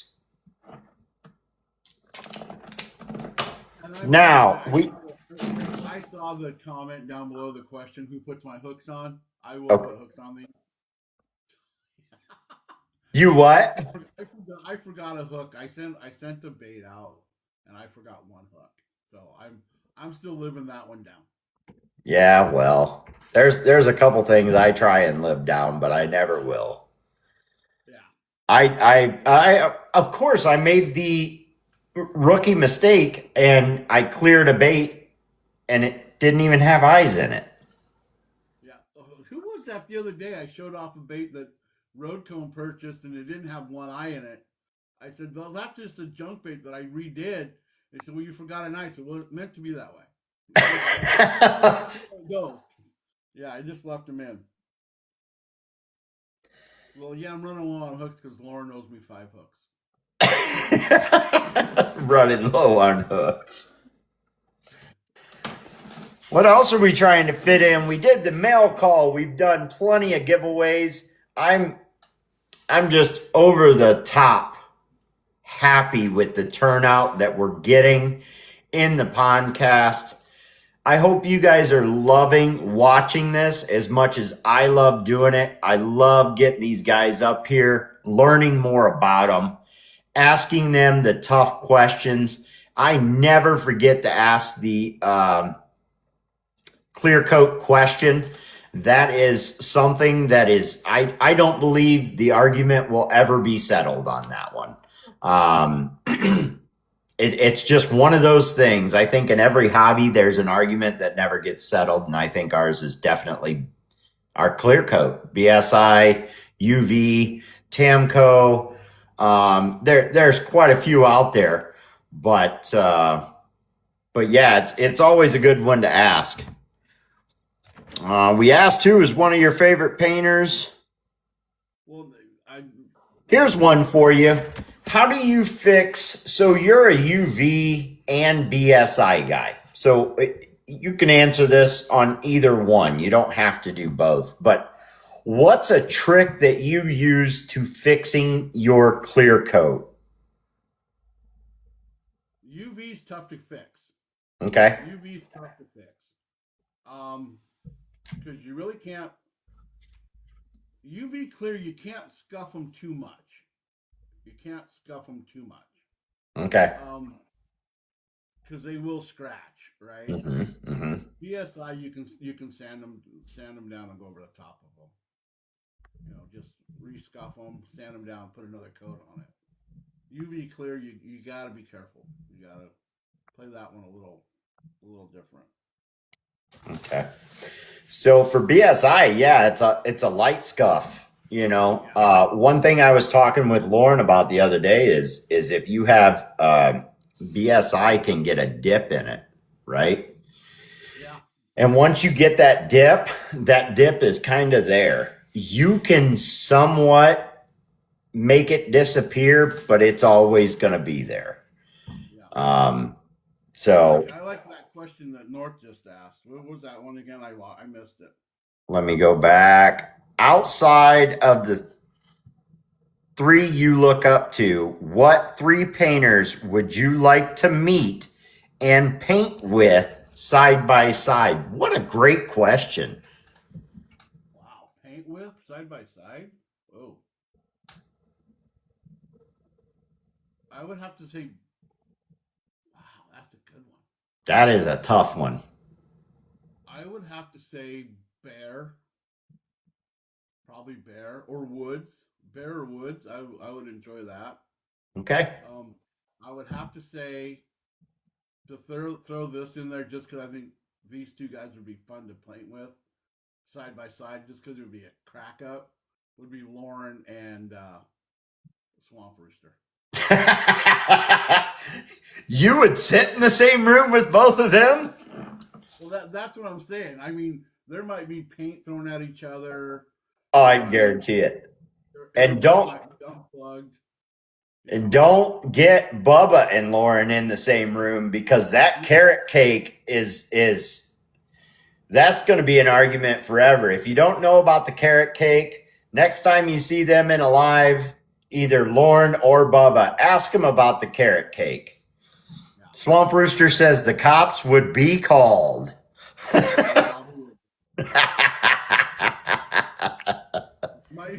You might even have to put up a divider so stuff doesn't get thrown at each other, or yeah. I'm pretty sure you would have to. Yeah. Are we all painting tonight? Paul Tark. I will probably be. Well, we're gonna go have some curry here in a little bit because I got to cook dinner. So. All right. Pretty Lure says they want to know about the carrot cake. So, short story about the carrot cake. Bubba, Lauren, and I believe Bass Cat, and you can correct me in the chat if I'm wrong. I've been wrong before. Bubba had a big, Lauren calls it a slab of carrot cake. And he sat there on the live right in front of them, and they both love carrot cake, eating that carrot cake right in front of them. And when it got down to a little itty bitty piece, he pushed the plate out there, my understanding, and said, "You guys can split that piece if you want." And Lauren, you have to know Lauren. If you don't know Lauren on a live, what a great guy. But sometimes he flies off the handle and he is just joking. And he went wazoo. "You had that whole big piece of carrot cake and you're going to offer us this little itty bitty piece?" So it is an ongoing joke in the live. You mentioned the carrot cake to Lauren, and he goes off the deep end a little bit. That is the story of the carrot cake. Bass Cat, I believe, was the other one in there, and I seen you're correct in there. And he always gives him a hard time about it, too. If you've never been in Bubba's Live, you have to go in there. It can get a little dicey. Everybody's pretty free to say kind of what they want to an extent in there. So if you're just scrolling through lives and you come across one that all of us are in and we're really having a good time, sometimes the chat can get kind of wild. So yeah, you got it. Well, let's just put it this way: if we're all painting together like we do, and you're on the outside and you come in, you better either have thick skin, yes, and you better not be offended by much, because it gets pretty good, and I enjoy that. That's why I keep coming back, because it's just fun. I mean, Bubba's Custom Lures said everyone is welcome in his live and welcome in a box. Yeah. Bubba left a crumb, Holly says. A little crumb. Baby says it's always an adventure, that's for sure. Yeah, thick skin is needed, Northwater says. It is. We all give each other a hard time, and sometimes you're the butt of the joke, and sometimes you're the one joking with everybody else. So it gets dicey in there once in a while. Yes, it does. 165K, guys. Thank you so much. I kind of want to do an ender to the podcast. We're not going anywhere. You guys can all stay in the live. I'm going to start opening up the boxes. You guys are more than welcome to come up here. Joe, is there anything else you wanted to talk about that maybe we missed? I think we covered a lot. I think we did pretty well. I mean, a lot of guys now know more about me, I think, you know? Yeah, I believe they do. The last thing is I was talking with some guys earlier, and I have to bring it up. Otherwise, I'm going to hear about it tomorrow. Yeah. And that is the fact that you gave us a challenge, right? I did.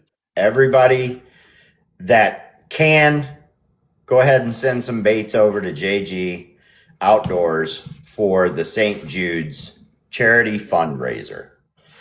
And their challenge to you, Mr. Mad Mexican, take down that fence. No way, dude. No way. You guys are patrolling the streets looking for my ass. Ain't happening. You guys are coming after me. I gotta stay on this side of the wall. I had to say it. They asked me if I would. And so nobody had any idea whether you were going to keep undercover or if you were going to show that pretty little face. And I think we all know the answer now. I truly appreciate you coming in. I consider you a friend of mine, and I'm so glad to have you on here. Don't anybody go anywhere, but that is the end of the podcast. We've been on. Hey, Joe. What's that? Joe. Yeah, go ahead, buddy. You be nice. I may or may not have a snapshot of your face. I know you do. Oh, no. I know I do. Don't do it. Ask me for 5 more hooks once. I'm going to send you 10. Yeah. What? The 11 I sent you, so you still end up with 1 more? That's right. I got to come out ahead. Oh, hey, wait, how about this? Next time I come over, I'll let you throw rocks at me. Cool. I got a whole bucket full of rocks. And if you bring 1 crumb of carrot cake, your ass is mine. Is Gabe's Bass Fishing still in here? Gabe's Bass Fishing. Right. I don't know. So we're done? Yep. All right. I'm gonna hop off because I gotta get some food. Okay. In the aisle here. I'll be back. Okay. But yeah. Well, we'll run the live for a little longer if people want to stick around. If you want to come up in the box and BS with us. Mr. Mad Mexican, thank you so much for coming in and being with us tonight. Hey, I appreciate it. Thank you very much for having me up. I really, like I said earlier, the last 20 minutes before I was going live with you, I was like, oh shit, here we go. And it was I got a little nervous. I was like, oh, what are we going to do, you know? Yeah. And the questions from the chat were tame. I was surprised. I was surprised too. I thought it was going to be a lot more questions and a little more in-depth from the chat. But they were nice to you. What can I say? Everybody, that is the Mad Mexican. Thank you, Joe. No problem. Thank you, Rosalie and Dave. Pretty Lures, Barrett Bates. What's up, buddy? Hey, did you see that challenge I gave you? No, you. Like this, over that fence. I wear glasses just like you do. We got a starting bid at 20. Do I hear 20, 20, 20? You got 21, 22, 2, 2, 2. Give me 2, go 2. Back to that deal. All the painters need to reach out to JG and get the shipping or whatever, or they can send it to us and we'll ship it up for them. Yeah. 1 batch. Thank you for mentioning that, Joe. 5 bait challenge to all my brothers and sisters out there. 5 baits. You got it. Let's set a record this year. Let's make that last year's record look like we're gonna kill it this year. Definitely. Yeah, it does include, and I want to mention this, guys, it's anything outdoors, right? So it's not just baits and things like that. Anybody in the chat, we appreciate everybody being here, but if you're not a bait maker and that's not something you have readily available, but you want to be part of this, it's anything outdoors. It does not matter what it is. If it has to do with outdoors, if it's a little chair, if it's a tent, if it's outdoors, that's what they want to see. I know he did ask for us if there was anybody we knew that did guided trips, because the guided trips brought a lot of money in last year and the previous years. Yep. But most of them are all up there by him. You know, all these southern states and eastern and back over there where you're at too, Joe. Anybody that you know that could do a guided trip or something like that, I know they would really appreciate that, because they did bring a lot of money with that. I can see what I can do with some of these. I'll throw it out there. All right, I'm gonna hop off here. Corey, I appreciate the time. I'm gonna hop off and we'll hop back in a little bit. Heck yeah, that ought to do it, Tim. Thank you so much, Mad Mexican.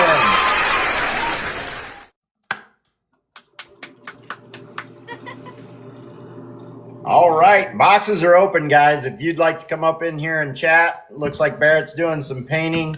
Rosalie's just hanging out. When are you going to get started, Rosalie? I would like to do the Thai, flying Thai. They look so interesting, you know. You just tie, winding it, and then it become a fly. By the way, we have a lot of comments, and it's so fast. And I got so distracted. I need to know who's my winner. Who is your winner? That is Bubba's Custom Lures. Oh, Bubba Custom Lures. Okay, Bubba, if you're still there, please contact me. Send me a message, please. Yep. And let me know what you want. You want a bait or you want the discount code, okay? All right, thank you. Well, they want baits. Like, they want a code so they can get a bunch of tabs and lures. Yep. Right, DRS? There's JG himself right there. He is the guy that's running the charity auction for St. Jude's. Welcome in, buddy. What's going on, folks? Well, we just got done with the podcast. I seen you were able to tune in.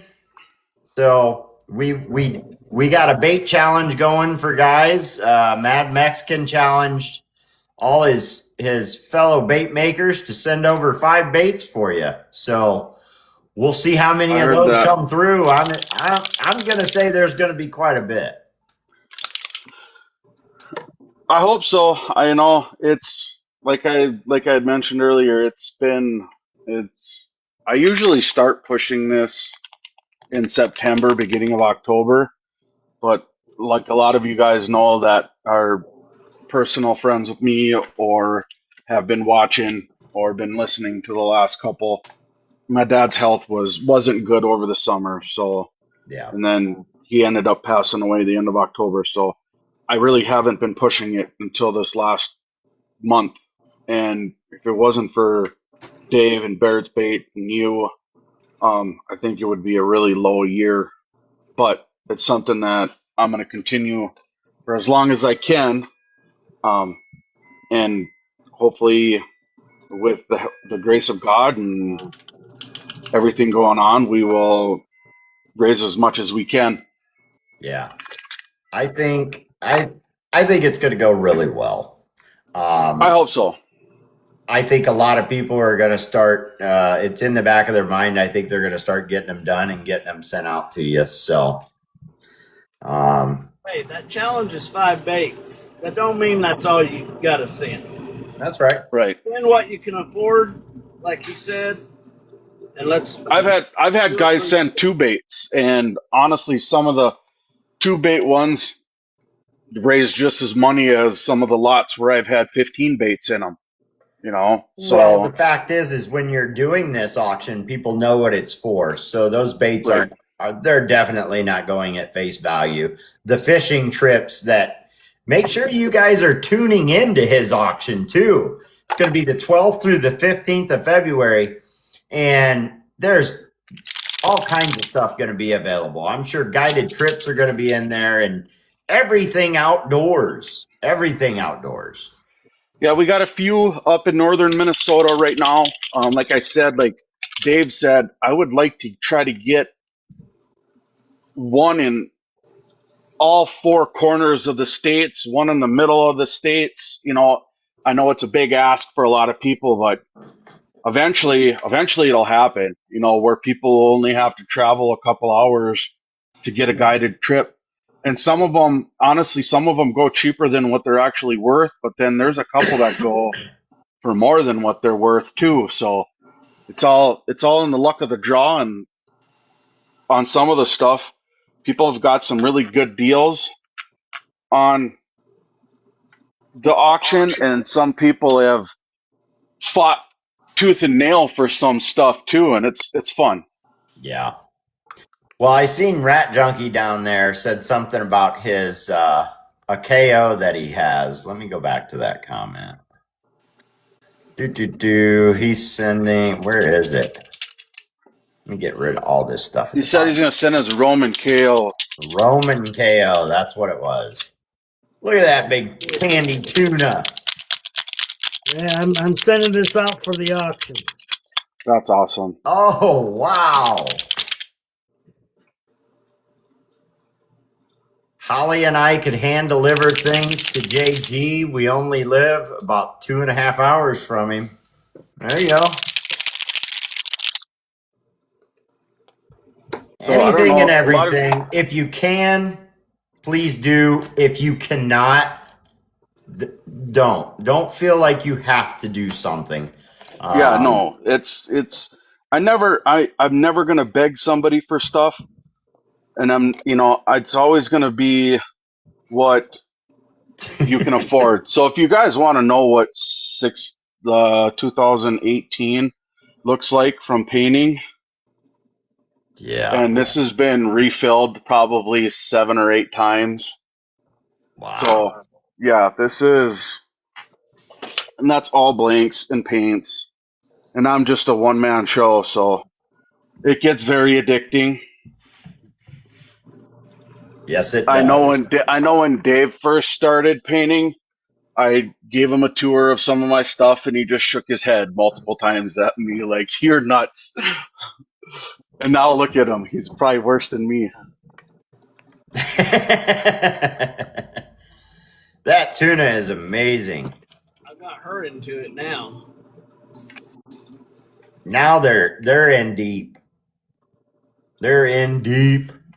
And we so appreciate everybody that's on here. I appreciate all you guys. I appreciate JG, Tim. I appreciate that work you do, man. Holy cow. And then if you guys don't know it, Barrett is the owner, one of the owners of Pretty Lure. Rosalia is the other one. And when you order from Pretty Lure, you get something you get from nobody else, and that's an actual handwritten thank you letter just for ordering from them, and you do get a free gift with every order. So preferably from her, because my handwriting's bad. All right, guys, I got to go to work. I just wanted to show the tuna. Let anybody know if they want tuna, they're going to have to get it in his auction. There you go. From the Candyman. It will be in the auction. Appreciate you, brother. Oh, that's nice. Yes, yes.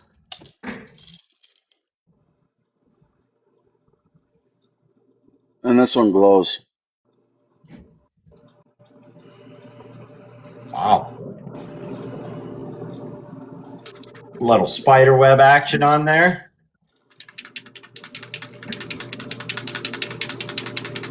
Yeah, I got that message secondhand. My wife comes in and she goes, hey, or she didn't even say anything. She just started shoving a piece of paper at me. And I look at it and I'm like, how the heck do you know? And she's like, they messaged me. Put it in the chat too, and I was like, let's give it to her. That way she could let him know. Yep. We don't want you to do it every other week. Do it every week. Okay. You know, our support's all the way through. Perfect, man. I greatly appreciate it. So, but yeah, that was kind of funny because I was getting ready to do the mail call and I'm getting a letter pushed over to me and I'm like, wow, that's kind of cool. I do have some ideas for the mail call. It's going to be a little different from time to time. I was surprised when you announced that. I said, and then he barged into the room and said, did you tell him? Oh, no, I never talked to him. That's okay. You told me and I said yes. And then maybe you told him. I said, no, I didn't. Okay, we got to do something. The message is well received. I do appreciate it. Thank you guys so much for about it. So we support you and this podcast. It's really fun and it's helping other bait makers to be exposed and be known by many. And You know it, Northwood. That's what we are here for, Northwater. All good for the bait makers, and for their growth. So, and for your podcast, we would like to give away the drawings on your podcast. Okay, so yeah. every podcast. Okay. Thank you so much. That's what I'm gonna send. Oh yeah. Awesome. That's nice. Let's see here real quick. I figured if That maybe they one get is also nice. Wow. get some money for that. That was a pain in the ass to paint and clear and everything else because of how big it is. You did a great job. Yeah, I had to buy several sets of these to hold it. I'll bet. The high-end bait knockoff. Ooh, another high-end bait. Yeah, I didn't know what I was getting when I bought it. I bought it for muskie, but I ain't throwing something that's almost a pound. You would be surprised on how many people throw lures that big up here. Yeah, I bet. Muskie fishing's all right in Illinois in certain places, but I have to travel so far to do it, and I ain't gonna mess with it with that thing. I have probably 2 or 3 of the best musky lakes within 2 hours of me. Maybe one of these too. Might send that too. I think I'm going to. Yeah, That's cool. That's a big old diver. let me do a quick shout out here to the people that are still hanging out. We know Norse down there. We know Sage is there. Rat Junkies up in a box. Critters Custom Lures. Uncle Lou's. Road Cone. All you guys are welcome up in here. Skeeter's Lures, Stroud's Customs, S&J Custom Lures. I would actually like it if you got in a box. That would be nice. I haven't been in a live with you for a while. I know I tune into your auctions, but I'm just on the outside. Benster, you're more than welcome up in here. Niece's Customs, McNasty, Catfish Camo.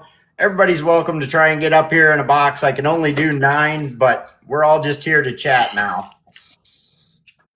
They could take my spot. I'm just painting. That's what I just did the other day. You're good right where you're at. That's nice too.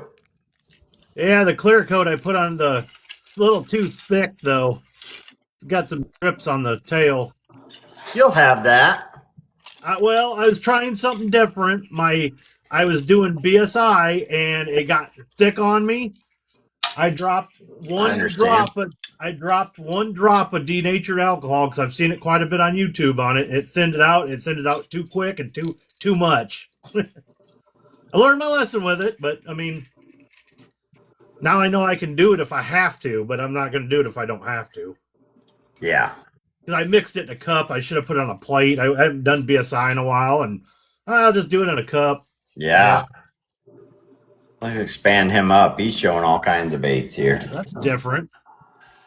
These are gator baits.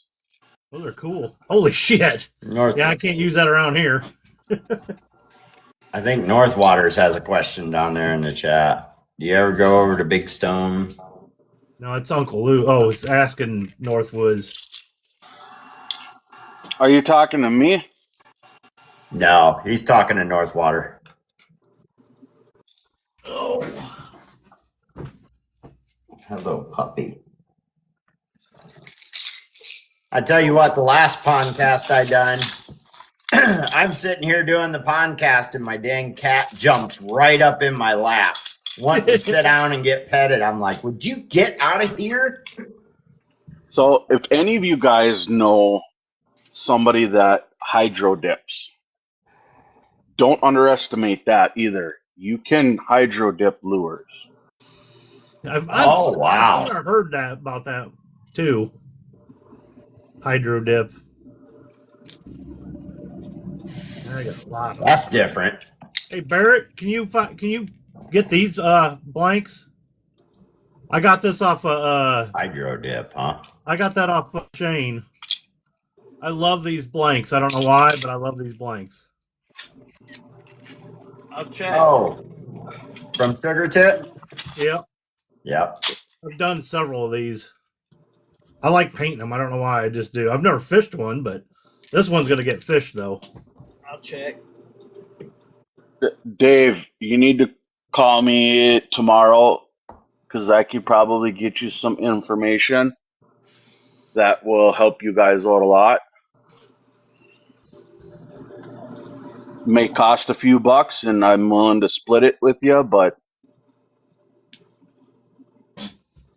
I can get some good information. Don't want to leak too much yet. Call me when you're not at work. Anytime after 5 o'clock Central Standard Time. I'm at work right now. Well, yeah, that's not your work though. That's your play work. Appreciate it, Catfish. Thank you, Catfish Camo. Oh, that was a great podcast, man. I'm glad you all tuned in. I'm glad everybody was able to North make Waters, it. I would say you're about right on that. Vermilion Lake also. Don't ever underestimate Vermilion. Vermilion's got some huge muskies in it. I'm jealous. You guys are all that close to each other. I'll tell you what, there's a good muskie place in Indiana as well. It's called Backwater Lake, and it is a pretty sought after muskie fishing spot in Indiana.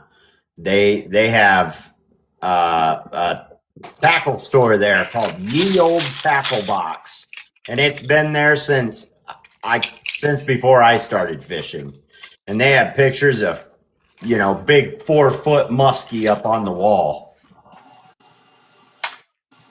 Night Sage, thank you for coming in. Here's one. This is a darker one. You can't really see the color in it.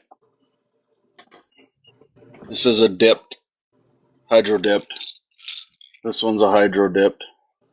Let me see if I can move things around here and get boxes bigger. No, you're fine. It's just my lighting. This is called Oil Slick. This is a hydro dip. That's pretty cool. This is the Oil Slick with a yellow paint underneath it. Or an orange paint, I'm sorry. Very cool. I will be right back. You guys keep it going. And this is, I don't know what this is, just another like holographic. Kind of looks like carbon fiber with paint. Yeah. Kind of.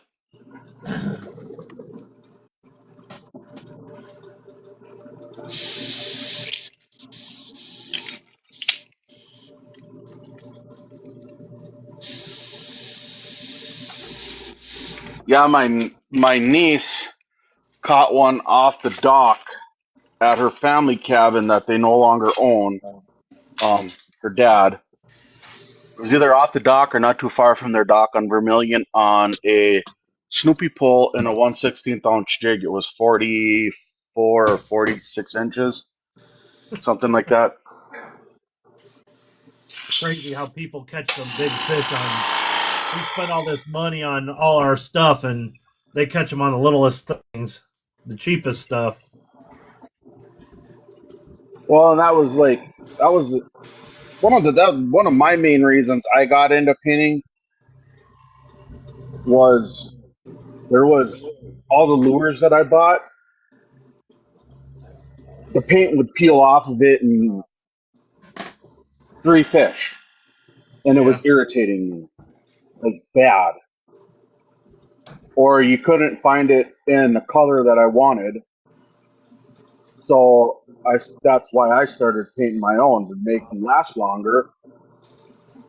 Granted, sometimes those beat up lures are still your best lures, so it's kind of a whatever works type of deal.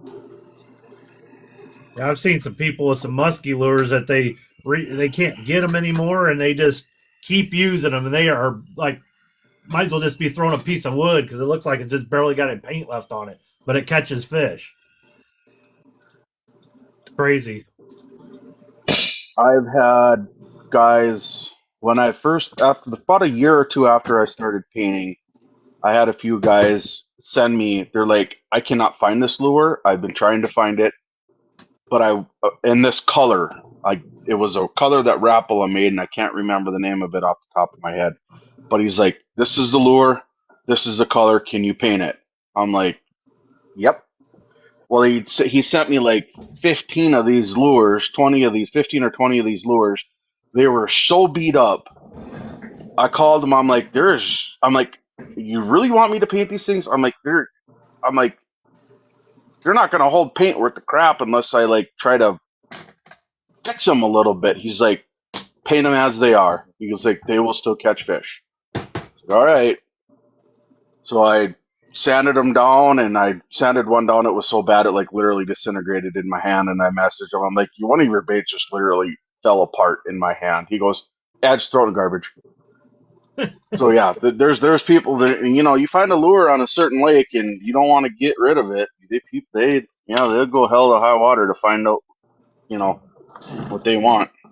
Yep. I see people on Facebook. They're always, hey, anybody know who makes this? And I've been catching fish on this for years. I can't find them anymore.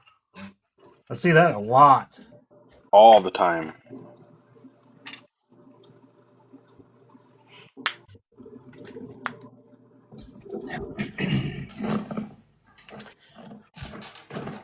Unbelievable. 167K. Oh, yeah. Yeah, there was, 50 people there at one time? There was. And we were holding at least 40. So there's still almost 20 people here just watching and hanging out. Thank you, Bear. I appreciate it, buddy. You're more than welcome to get up here in a box if you want to chat with everybody.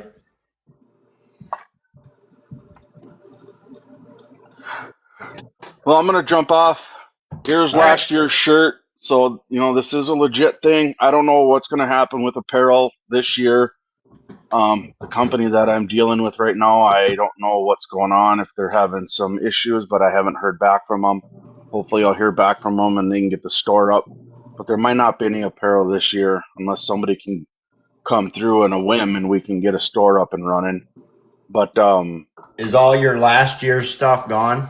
Yeah, because it was all ordered. Gotcha. They went right to the website, ordered what they want, and I never touched the apparel at all. It was all done, and that's the way it was supposed to be this year. But I was talking with the guy, and then he had some family issues with his daughter or something, and then it just went silent. So I'm hoping he's just busy and he'll get back to me this week, and we can at least get it up for a couple weeks and people can mass order. But it's hopefully, but otherwise we'll try to get something going. I may be able to pull something out of the hat. Not quite sure yet. But apparel's not the most important thing. Just getting the word out there and getting everybody involved is more important than anything. Well, Go ahead. I'm sorry. But if you got any questions, I know a lot of people don't know me because I haven't been on here a lot recently. But I've been painting since about 2018. I've done quite a bit, and I've been doing this auction. This will be the 6th year doing it. So if you got any questions or if you want to pick my brain about painting, reach out to me.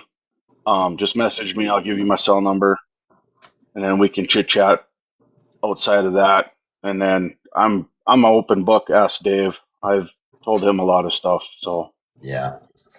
Well, we appreciate you coming on. We appreciate what you do. We're going to keep pushing it out, whether you're in here or not. We're going to keep pushing it out every Tuesday when we do this thing. So, and we'll let them know, you know, you're great friends with Barrett Baits, Pretty Lures. I'm getting to know you pretty well. And, there's record of where this stuff goes and what you do with it. So, I think it's a great thing, and we'll keep pushing it out. We're gonna get it up there. yeah, and if anybody wants to know the back history on it some night, let me know, and I'll let you all know how it all started and why it started. It's a longer story, not super long, but it's kind of personal, and I'm willing to share that with people too. So, Okay. all right, you guys have a wonderful night. Dave, call me tomorrow if you can after 5. He ain't even listening. I'll tell him. I know he's not. Have a good night, everybody. See you, buddy. Thank you. Back in the big box. Here we are. Back where you belong. Yeah, I guess.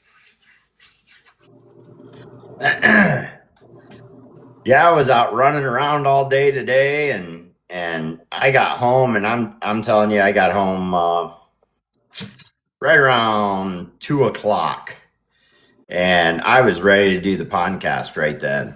I get so excited for this thing. I really enjoy doing it. And you weren't nervous at the time. No, I get nervous right before, like when I'm going to continue to start this thing, just so everybody knows, about 15 minutes early. Let you get in here, let the chat get warmed up before we bring in the guest. And so it's right when I start messing with my phone to go live, I start to get myself worked up. Yeah. And it's probably never going to go away, and that's okay, because well, you got passion for it. That's why. Yeah. You want it to go well. We've got more stuff. There's all kinds of ideas right up in here about things I want to do, and we're going to put them to work here in the podcast. So don't miss it. Next week could be something different. This week we did the mail call. We did giveaways from the bait maker themselves. And like I said, I think I'm going to try and continue, which could be tough, continue to do the mail call, and it will be for the next bait maker coming up. And the reason I say it's going to be tough to do is because I'm getting to know a lot of people really fast, and I don't have all of their baits. So we'll get there, though. Definitely had one of Lauren's baits, and actually the next guy after Lauren, I don't think I have one of his baits yet, so I'll have to get with him here and maybe see if I can get him to send me something real quick. Yeah, you ought to incorporate that into the podcast somehow, you know, in the picture or something when you do it, the picture of their lure that you got off of them. Yeah. or something they're known for. Yeah. Well, this guy's known for not as much painting. He is starting to paint a little more. But we're going to get all different kinds in here. You don't have to be a bait painter. You could be a jig tire, tying flies, things like that. Even, hey, appreciate it. Thank you. 814, plastics, everything. This is everything. So And you're even starting to do some new stuff. You're starting to carve now. Little bit. I'm letting my finger heal. I stabbed myself 3 times. Well, I had cut-proof gloves on, but they're not stab-proof. it's all part of the process. Yeah, I mean, I've been watching a lot of YouTube videos, and I've been watching this guy. His videos went all the way back to like 7 years. So there's a lot on there. I watch him do it. I'm like, I can do that. That's easy. No, it's not so easy. Yeah. One slip and you're wearing that knife. I was watching the guy the other night, and Northwaters can tell you his name. I forget it right off the top of my head, but this guy makes big hand-tied poppers. I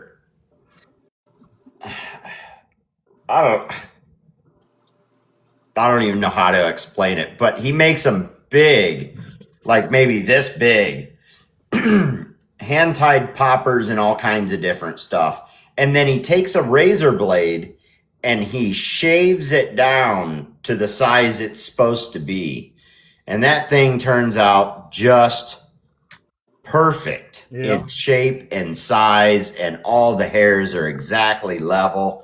And then he'll go around and, like the one I seen him doing was a bass pattern style popper. And then he took a lighter and burnt it a little bit to give it like some brown striping on it. Oh, cool.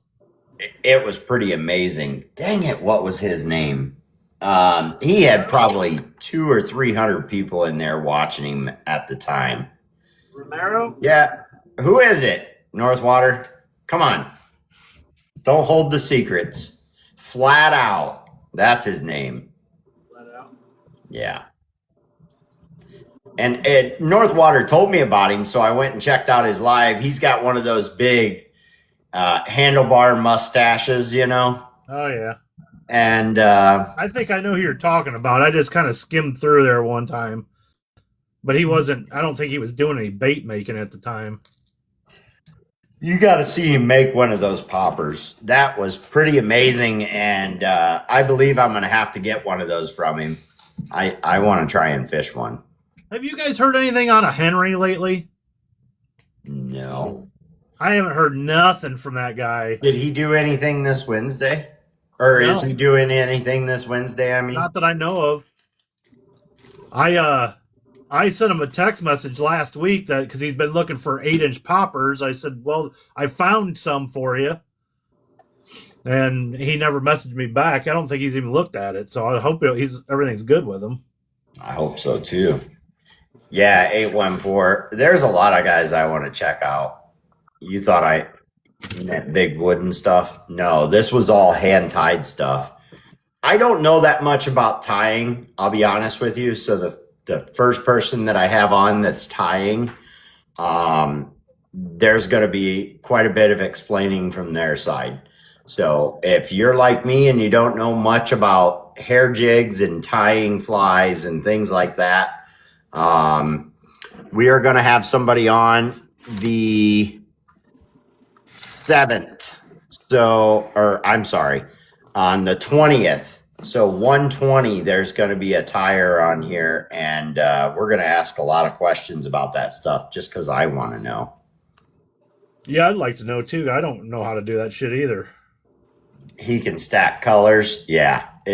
And he takes one of the razor blades, the flat razor blades that are in the old style, razors that guys used to use, and he bends that thing with his fingers to give it that round shape, and he shakes his hand back and forth and just shaves that lure down where he wants it. It's satisfying to watch is the word I'm looking for. Well, I know the only little bit of carving I've been doing, it's relaxing, I think. Yes, he's on YouTube also. I'm on YouTube. I'm not. It is the replay of this entire podcast will be on YouTube. Yes. Go look up the podcast, all one word, no spaces, 2025 at the end. and you'll find my channel over there. All the previous ones are already uploaded to there. Not just the interview. I leave all of it. So even what we're doing right now will be on there. So I leave it going to the very end of my live, and then I repost the whole thing over on my YouTube channel. Oh, man, I'm going to make it into the YouTube. You are. Damn. Over on the YouTubes. That's all I watch anymore.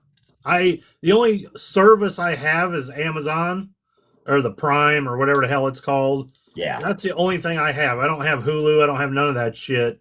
And that's all I watch. It's on right now. It's not playing. It's paused, so I don't have to roll back through 5 years worth of videos again. Yeah. But that's all I watch anymore, because my buddy asked me. He's like, man, do you ever do any gaming or anything on there? Because I see you're on there on YouTube all the time. I said, I get ideas. Yeah. I said, I watch people that have been painting for years on there, and I get ideas from them. Oh, so you're stealing their designs? I said, no, I didn't say that. I said, I get on there, I'll use part of their design along with 2 or 3 others and make my own shit. That's or right. I get a color scheme or something like that I like. Man, you're hitting it hard tonight. Monster and now Mountain Dew. Just trying to stay alive, bro. Oh, it is. Oh, it's not your bedtime yet. You're good. Oh, it's close. I walked out to talk to the wife real quick, and I went in the living room, and it's just dark and silent in there. She's already in bed. See, I ain't waiting for you. No, she doesn't. And, you know, she's one of those, when I go to bed, I'm 5 minutes and I'm sleeping. Yeah. She's more like an hour or more, and then she'll fall asleep. My mom used to be like that. She could go to bed. She'd be laying in bed for hours. She'd have to read a book. JM said, I'm all tacked up on Mountain Dew. Yep. Yahoo! Mountain Dew. Ooh, I need to put some. I lay there. I can't go to sleep till almost daylight. She'll sit there.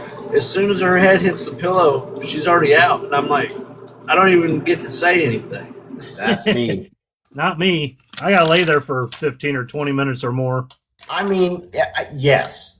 Not always am I out, but when I stay up till, like the other night, I stayed up till 1 o'clock. I laid down in bed and I woke up.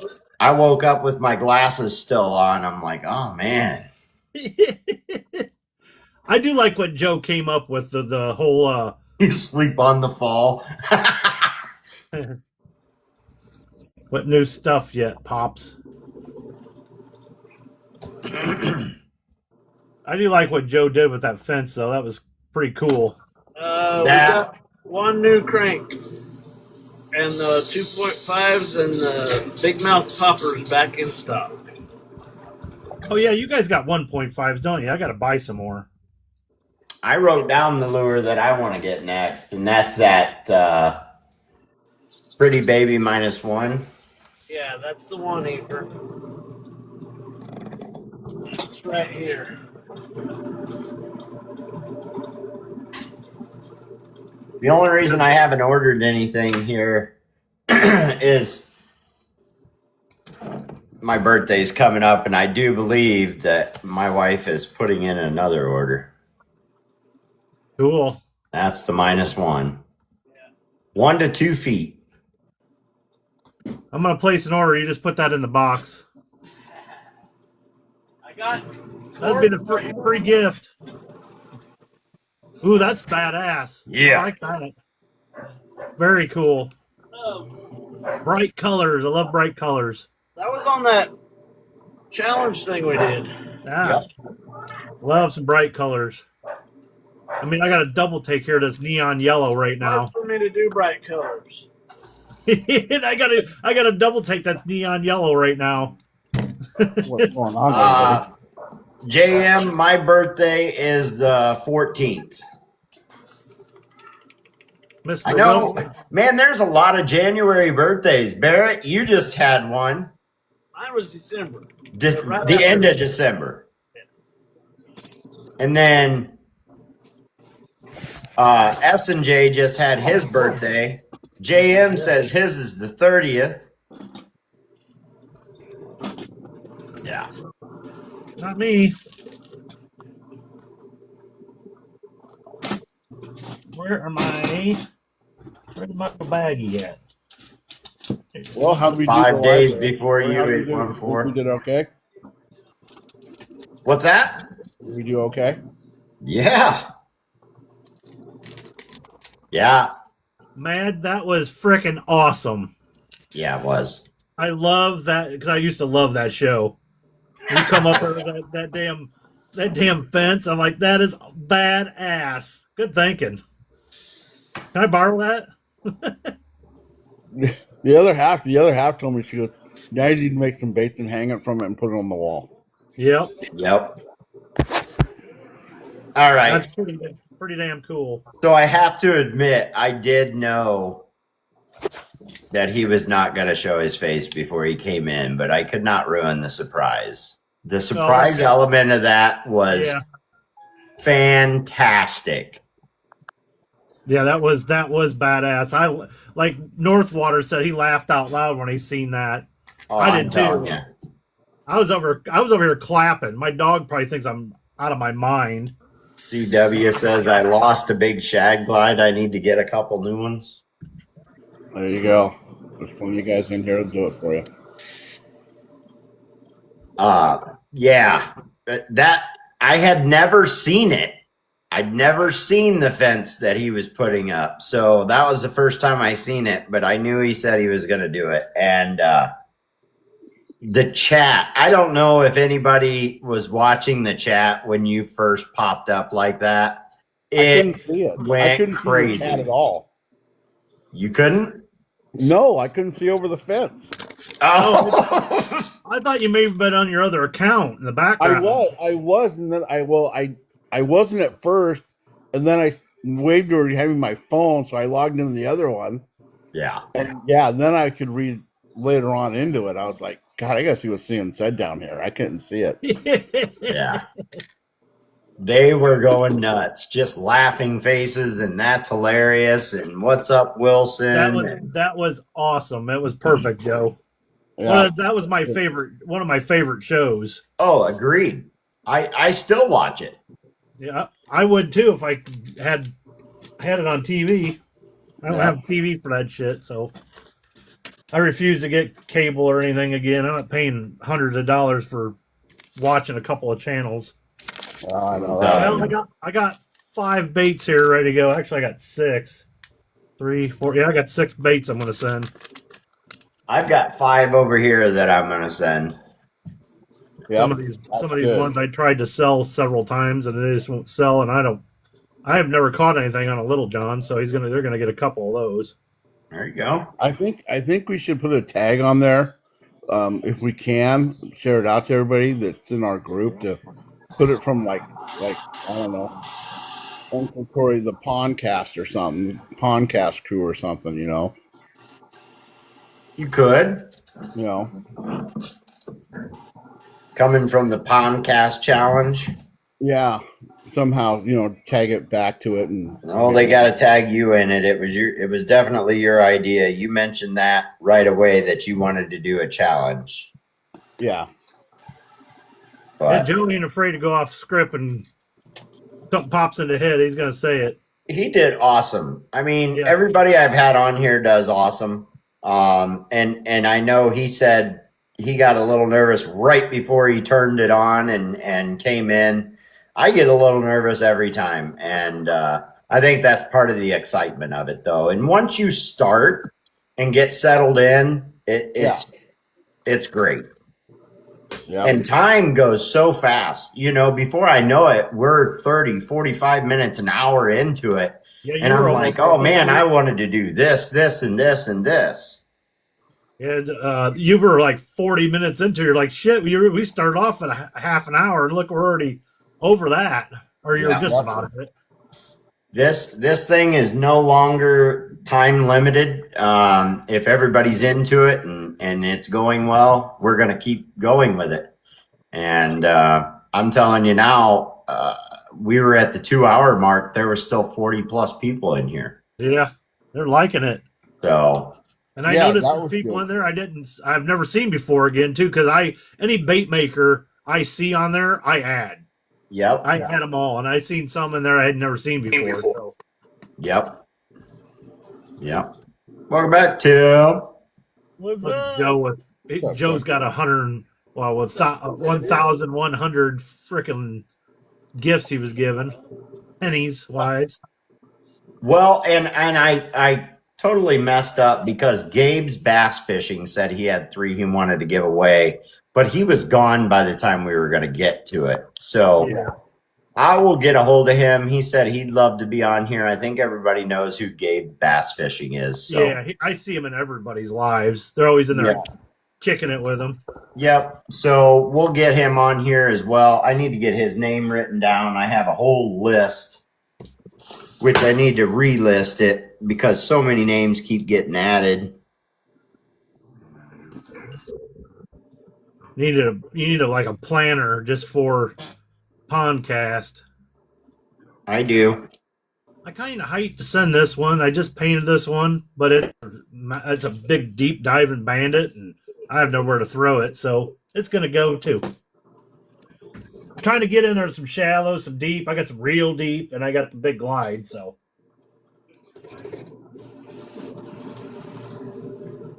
But like I said earlier, I don't want to get booked out too many months ahead.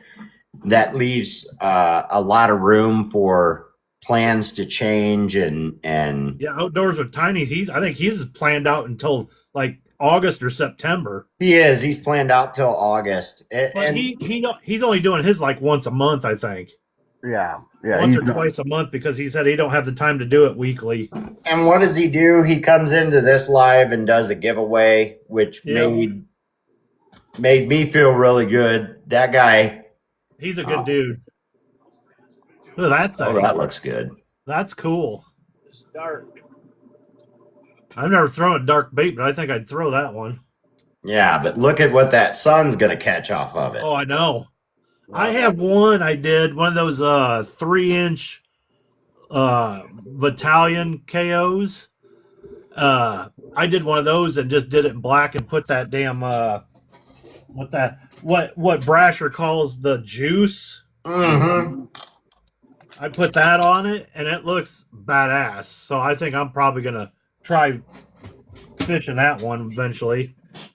I love those blanks, those Battalions. I absolutely love painting them things. I've gotten the great big one all the way down to the small ones.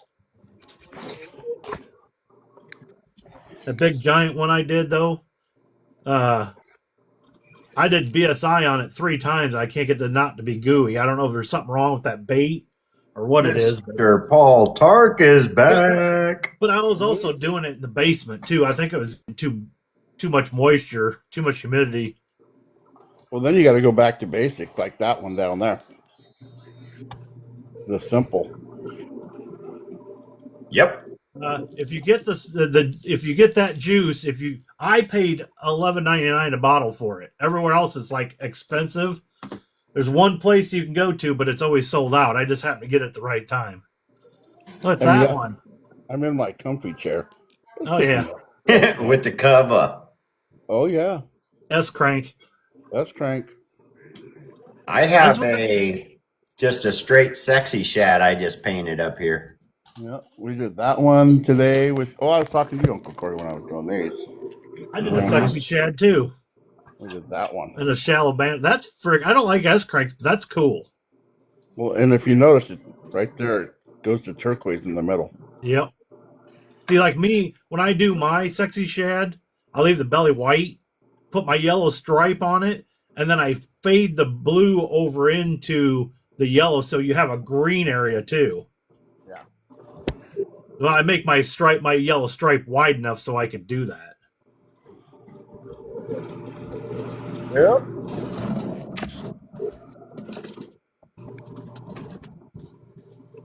This one I used this deep diving bandit. I used a color shift for the scale pattern on it. Kind of turned out kind of cool. I scaled the whole sides and the top. Heck yeah.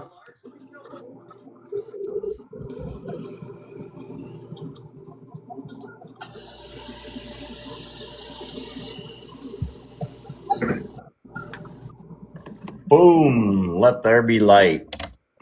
Light it up. So this is the one I did earlier. There you go. Oh yeah. Heck yeah. Just straight out simple bait. Yeah, that's what I did. I did one in a shallow bandit. Well, that's what we were talking earlier, Uncle Corey. You look on everybody's tackle boxes. They all got an S crank. They all got square bills. Yeah. You got one or two in there all the time. I just noticed I have one dry spot on this.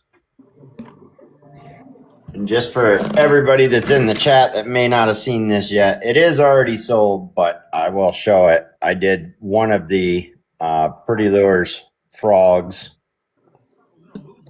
Cool. Man, that BSI just shines. It does, doesn't it? It's just deep. Well, you can get, I'm not kidding you, you can get it with UV clear like that, but you have to put it on the fin. This one here, this trout looking thingy, I did. This has got 3 coats of UV on it. Put them up there and see it. Oh, there he is. That's got 3 coats of UV on it. Oh, there you go. See, look at the fin on the top.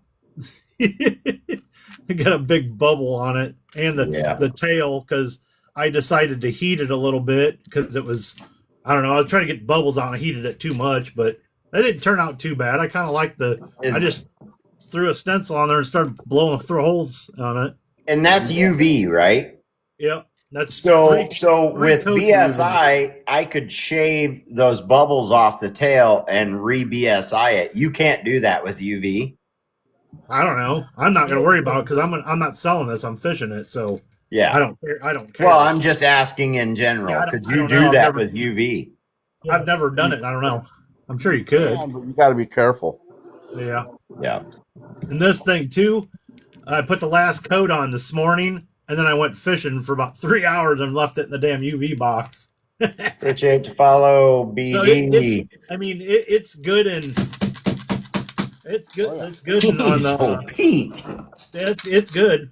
What fish is going to hit it like that? Calm down. Northern pike, muskie, walleye, smallmouth. Wonder if a smallmouth will hit that damn thing. Oh, probably. They eat everything. I kind of took the stripes off of a smallmouth to put it on the gill plate a little bit. I like that look. Yep. But it's not a smallmouth pattern. I got one of these damn stencils in here, and I just started blowing through like this thing. I just started blowing through it. Yeah. It's like a leopard pattern. I just picked bits and pieces of it, and I'm trying different shit. I'm trying to think, what would Joe do? Uncle Lou said, if you don't fish it, guess it'll make a good hammer. Yeah. Paul Tart says you can sand UV. Yeah. I've sanded it before. I just don't know about like this one here. I decided it's got 2 patterns on it. I used the edge of this thing for the middle, and then I used the one with like bluegill spots or something on it just to put it across the top just to break up the blue. But again, I got another freaking thing on there. I'm going to try cutting that off and redoing it. Bob's Tackle, welcome in. It needs another coat anyways. Lick Mike, welcome in. Yeah, Joe, you guys haven't seen my new stuff. Obviously, you've seen that last one, that blue one. I love these blanks. Oh, that looks good. That looks really good. This one turned out perfect. The hardtail blank, though? Huh? Hardtailed blank. Yeah, I like painting them. I don't know how I've never fished one yet, but then I got one of these, a permit. There you go. The only thing I don't like about these is those fins. They got to be glued in. Yep. That's what I didn't like about the Hinkle knockoff, the one I painted. I started going with all the bright colors and shit. This one's actually got that looks cool too. See the bad spot in the blank though, right there? Mm-hmm. It actually had a cut in it. That's super glue I put in the hole and flattened it, sanded it down afterwards as best I could get it. Paul Tart says, nice work. Thanks. Yeah, that looks good. I like those. I got on a kick with these colors not too long ago. You know, I got those. This is my sexy shed I did the other day. That's nice. Yeah. Dude, Jeff, I'm not going to bullshit you. You do great work. I mean, you don't give yourself enough credit. Now, these ones really turn don't. out good. I like doing bright colors. I mean, I really like doing bright colors. I think I do better with bright colors because that's got a color. Look at that one. That's got a color shift for Nice. the scales. Hell yeah, that's badass. I'm sending that for that giveaway. I'm gonna send this one for the giveaway. This big ass diver. Look at that. That's kick ass, dude. Yeah, it is. And then see if I can earn them some money by putting this one in there. That's awesome. That'll definitely get some money. This one here, when I painted it, you were in the live, Joe. You're like, I was like, should I put a fucking shad dot? You're like, no, it's done. Put eyes in it and clear it. That looks good. Yeah. That one I like. That one I did that in a couple. What else did I do that in? I don't remember, but yeah. Now I'm working on a double take, and it's going to be bright. Right back. Obviously. Yeah. It's a bright ass yellow one. I'm going to start specializing in bright colors. Is what I'm going to start doing. I'll send you a message on about a mid coat you put on there. About what? A mid coat? Mid coat? Yeah. That's pretty cool. That's good shit. No. The only mid coat I use is UVLS shit. Nope. Throw it in the garbage. This stuff's 10 times better. Oh, yeah? Yep. Yeah, because I do it when I do stencil work, so that way I can put that on there and I don't have to worry about scratching it so much. Yep. And I seen somebody in the chat earlier says you can put epoxy over UV. And I was actually going to try that today, and I decided not to because I didn't want to ruin the bait. I was just going to get some random lure that was junk and do it on and see how it worked. Yeah, you can do that. I need to do this one too. I forgot I had fluorescent raspberry. Oh, that's a good color. I haven't used it yet. Keep that out. Mama Dust, welcome in. That might go on this one. Maybe. See what that black turned into? I really need to fish one of these blanks. I should have taken one of these today. What happened?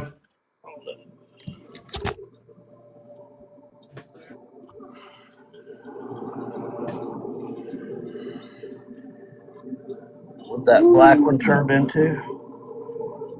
There you go. Dang. Hold on. I gotta do it to where you can see the lightning. I can see it. Yeah, I get a glimpse of it occasionally. I can't hold the dang thing still. See, it's got looks like it's got some purple on the back, green on the face. Just that color shifting. You know who pees on the toilet?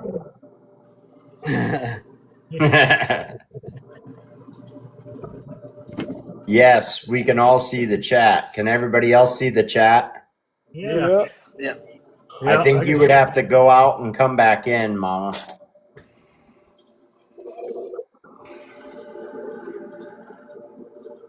Others say turn chunky. I use the matte UVLS. It's nice and thin. Uncle Lou talking about using it the other day. You gotta thin it out. You gotta thin out UVLS. Not the matte, you don't. The matte straight out of the bottle. It's nice and thin. I'm shaking it right now.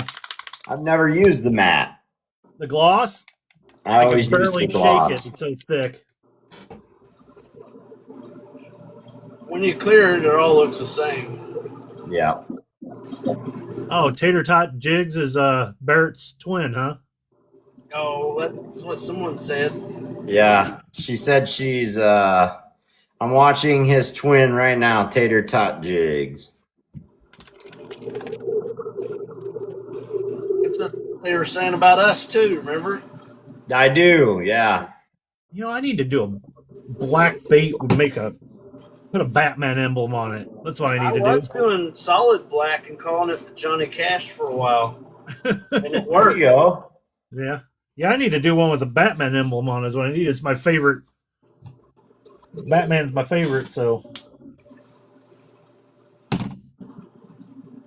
She said, "Oh my God, wait, it's triplets." Must be looking at Uncle Corey. Must be. I was gonna try this. I don't know what I was thinking. I was at the hardware store. You, Tater, and Rat Junkie are triplets. Oh no.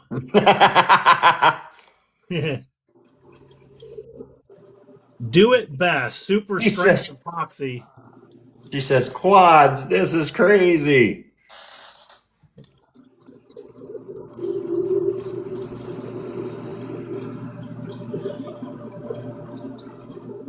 Gotta find the right eye. Yeah, UVLS. The gloss is very thick. Very thick. Mine is pretty thin consistency. You're not gonna be able to see it. Let me see if I can flip my camera around here. The matte is real. I mean, that's shaking matte right there. The satin, I heard, because Brasher said that the satin is real thin too.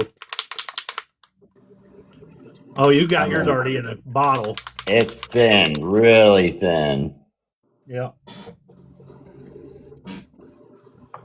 It is like we do the paints. It's about the consistency of like 2% milk. I didn't know Joe watered even regular paint down to like candy consistency. I didn't know he did that. Joe sprays a lot of things super thin, but he does multiple layers. How, you know, a lot of painters will spray a bait, you know, where they want the color and they just fill out the color the first time. He sprays in layers and layers and layers. Yep. That's one of my things. Like when I do shit, I just do the colors I want to do and I'm done. I don't put layers on it. Yeah. He also does a lot of his own colors too. JM says his is perfect, but still always thin it. Yeah. Yeah, you definitely got to thin those. Why is it starting to tell me who does and who doesn't complete the heart mission? I mean, I didn't even know it did that. I use the gloss. So do I. I use the gloss. Yeah, I need to order some more 1.5s. It's Little John's. Yeah, it's telling me JM didn't complete the heart mission and now his fan status is frozen. Oh, damn.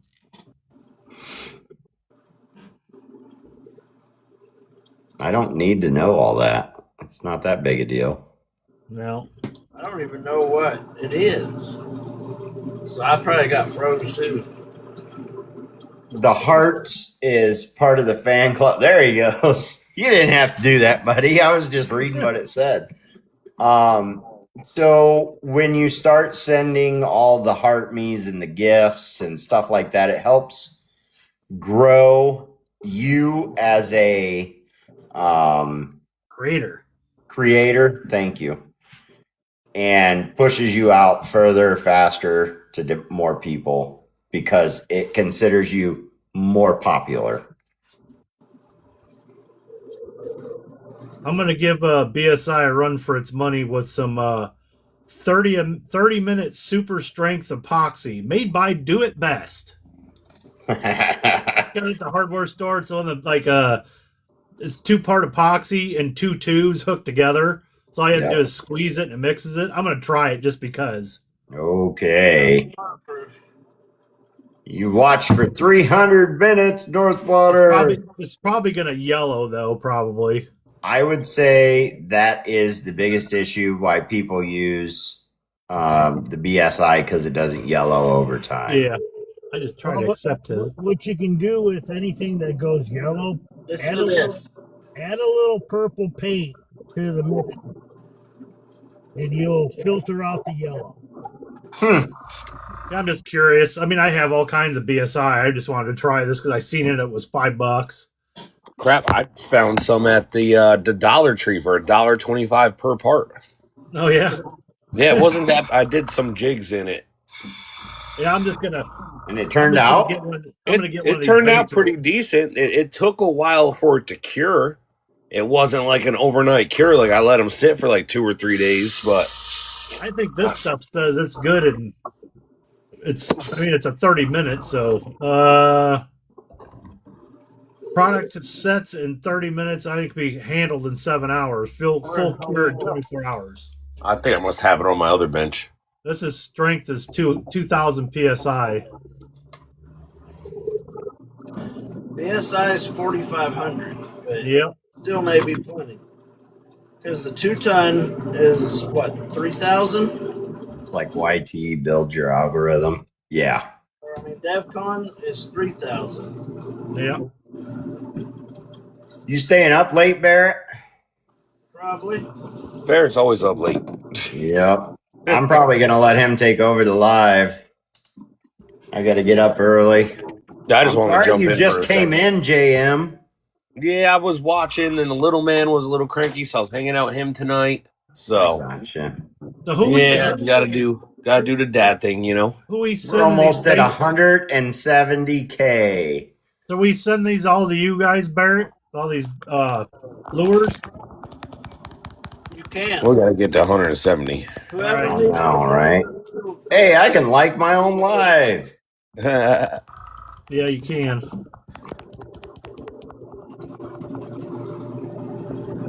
What, you trying to get to 170? Yeah. I'll help you. We're almost there. My thumb is going quick right now. 169.9.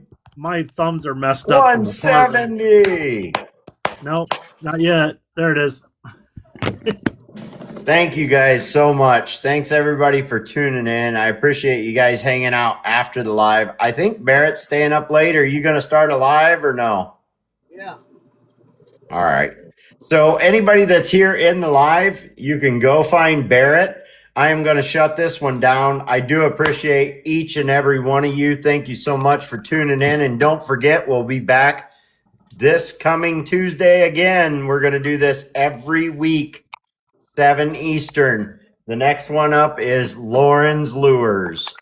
Who's that guy, Barrett? I don't know this guy. You don't know this guy. Yeah, right.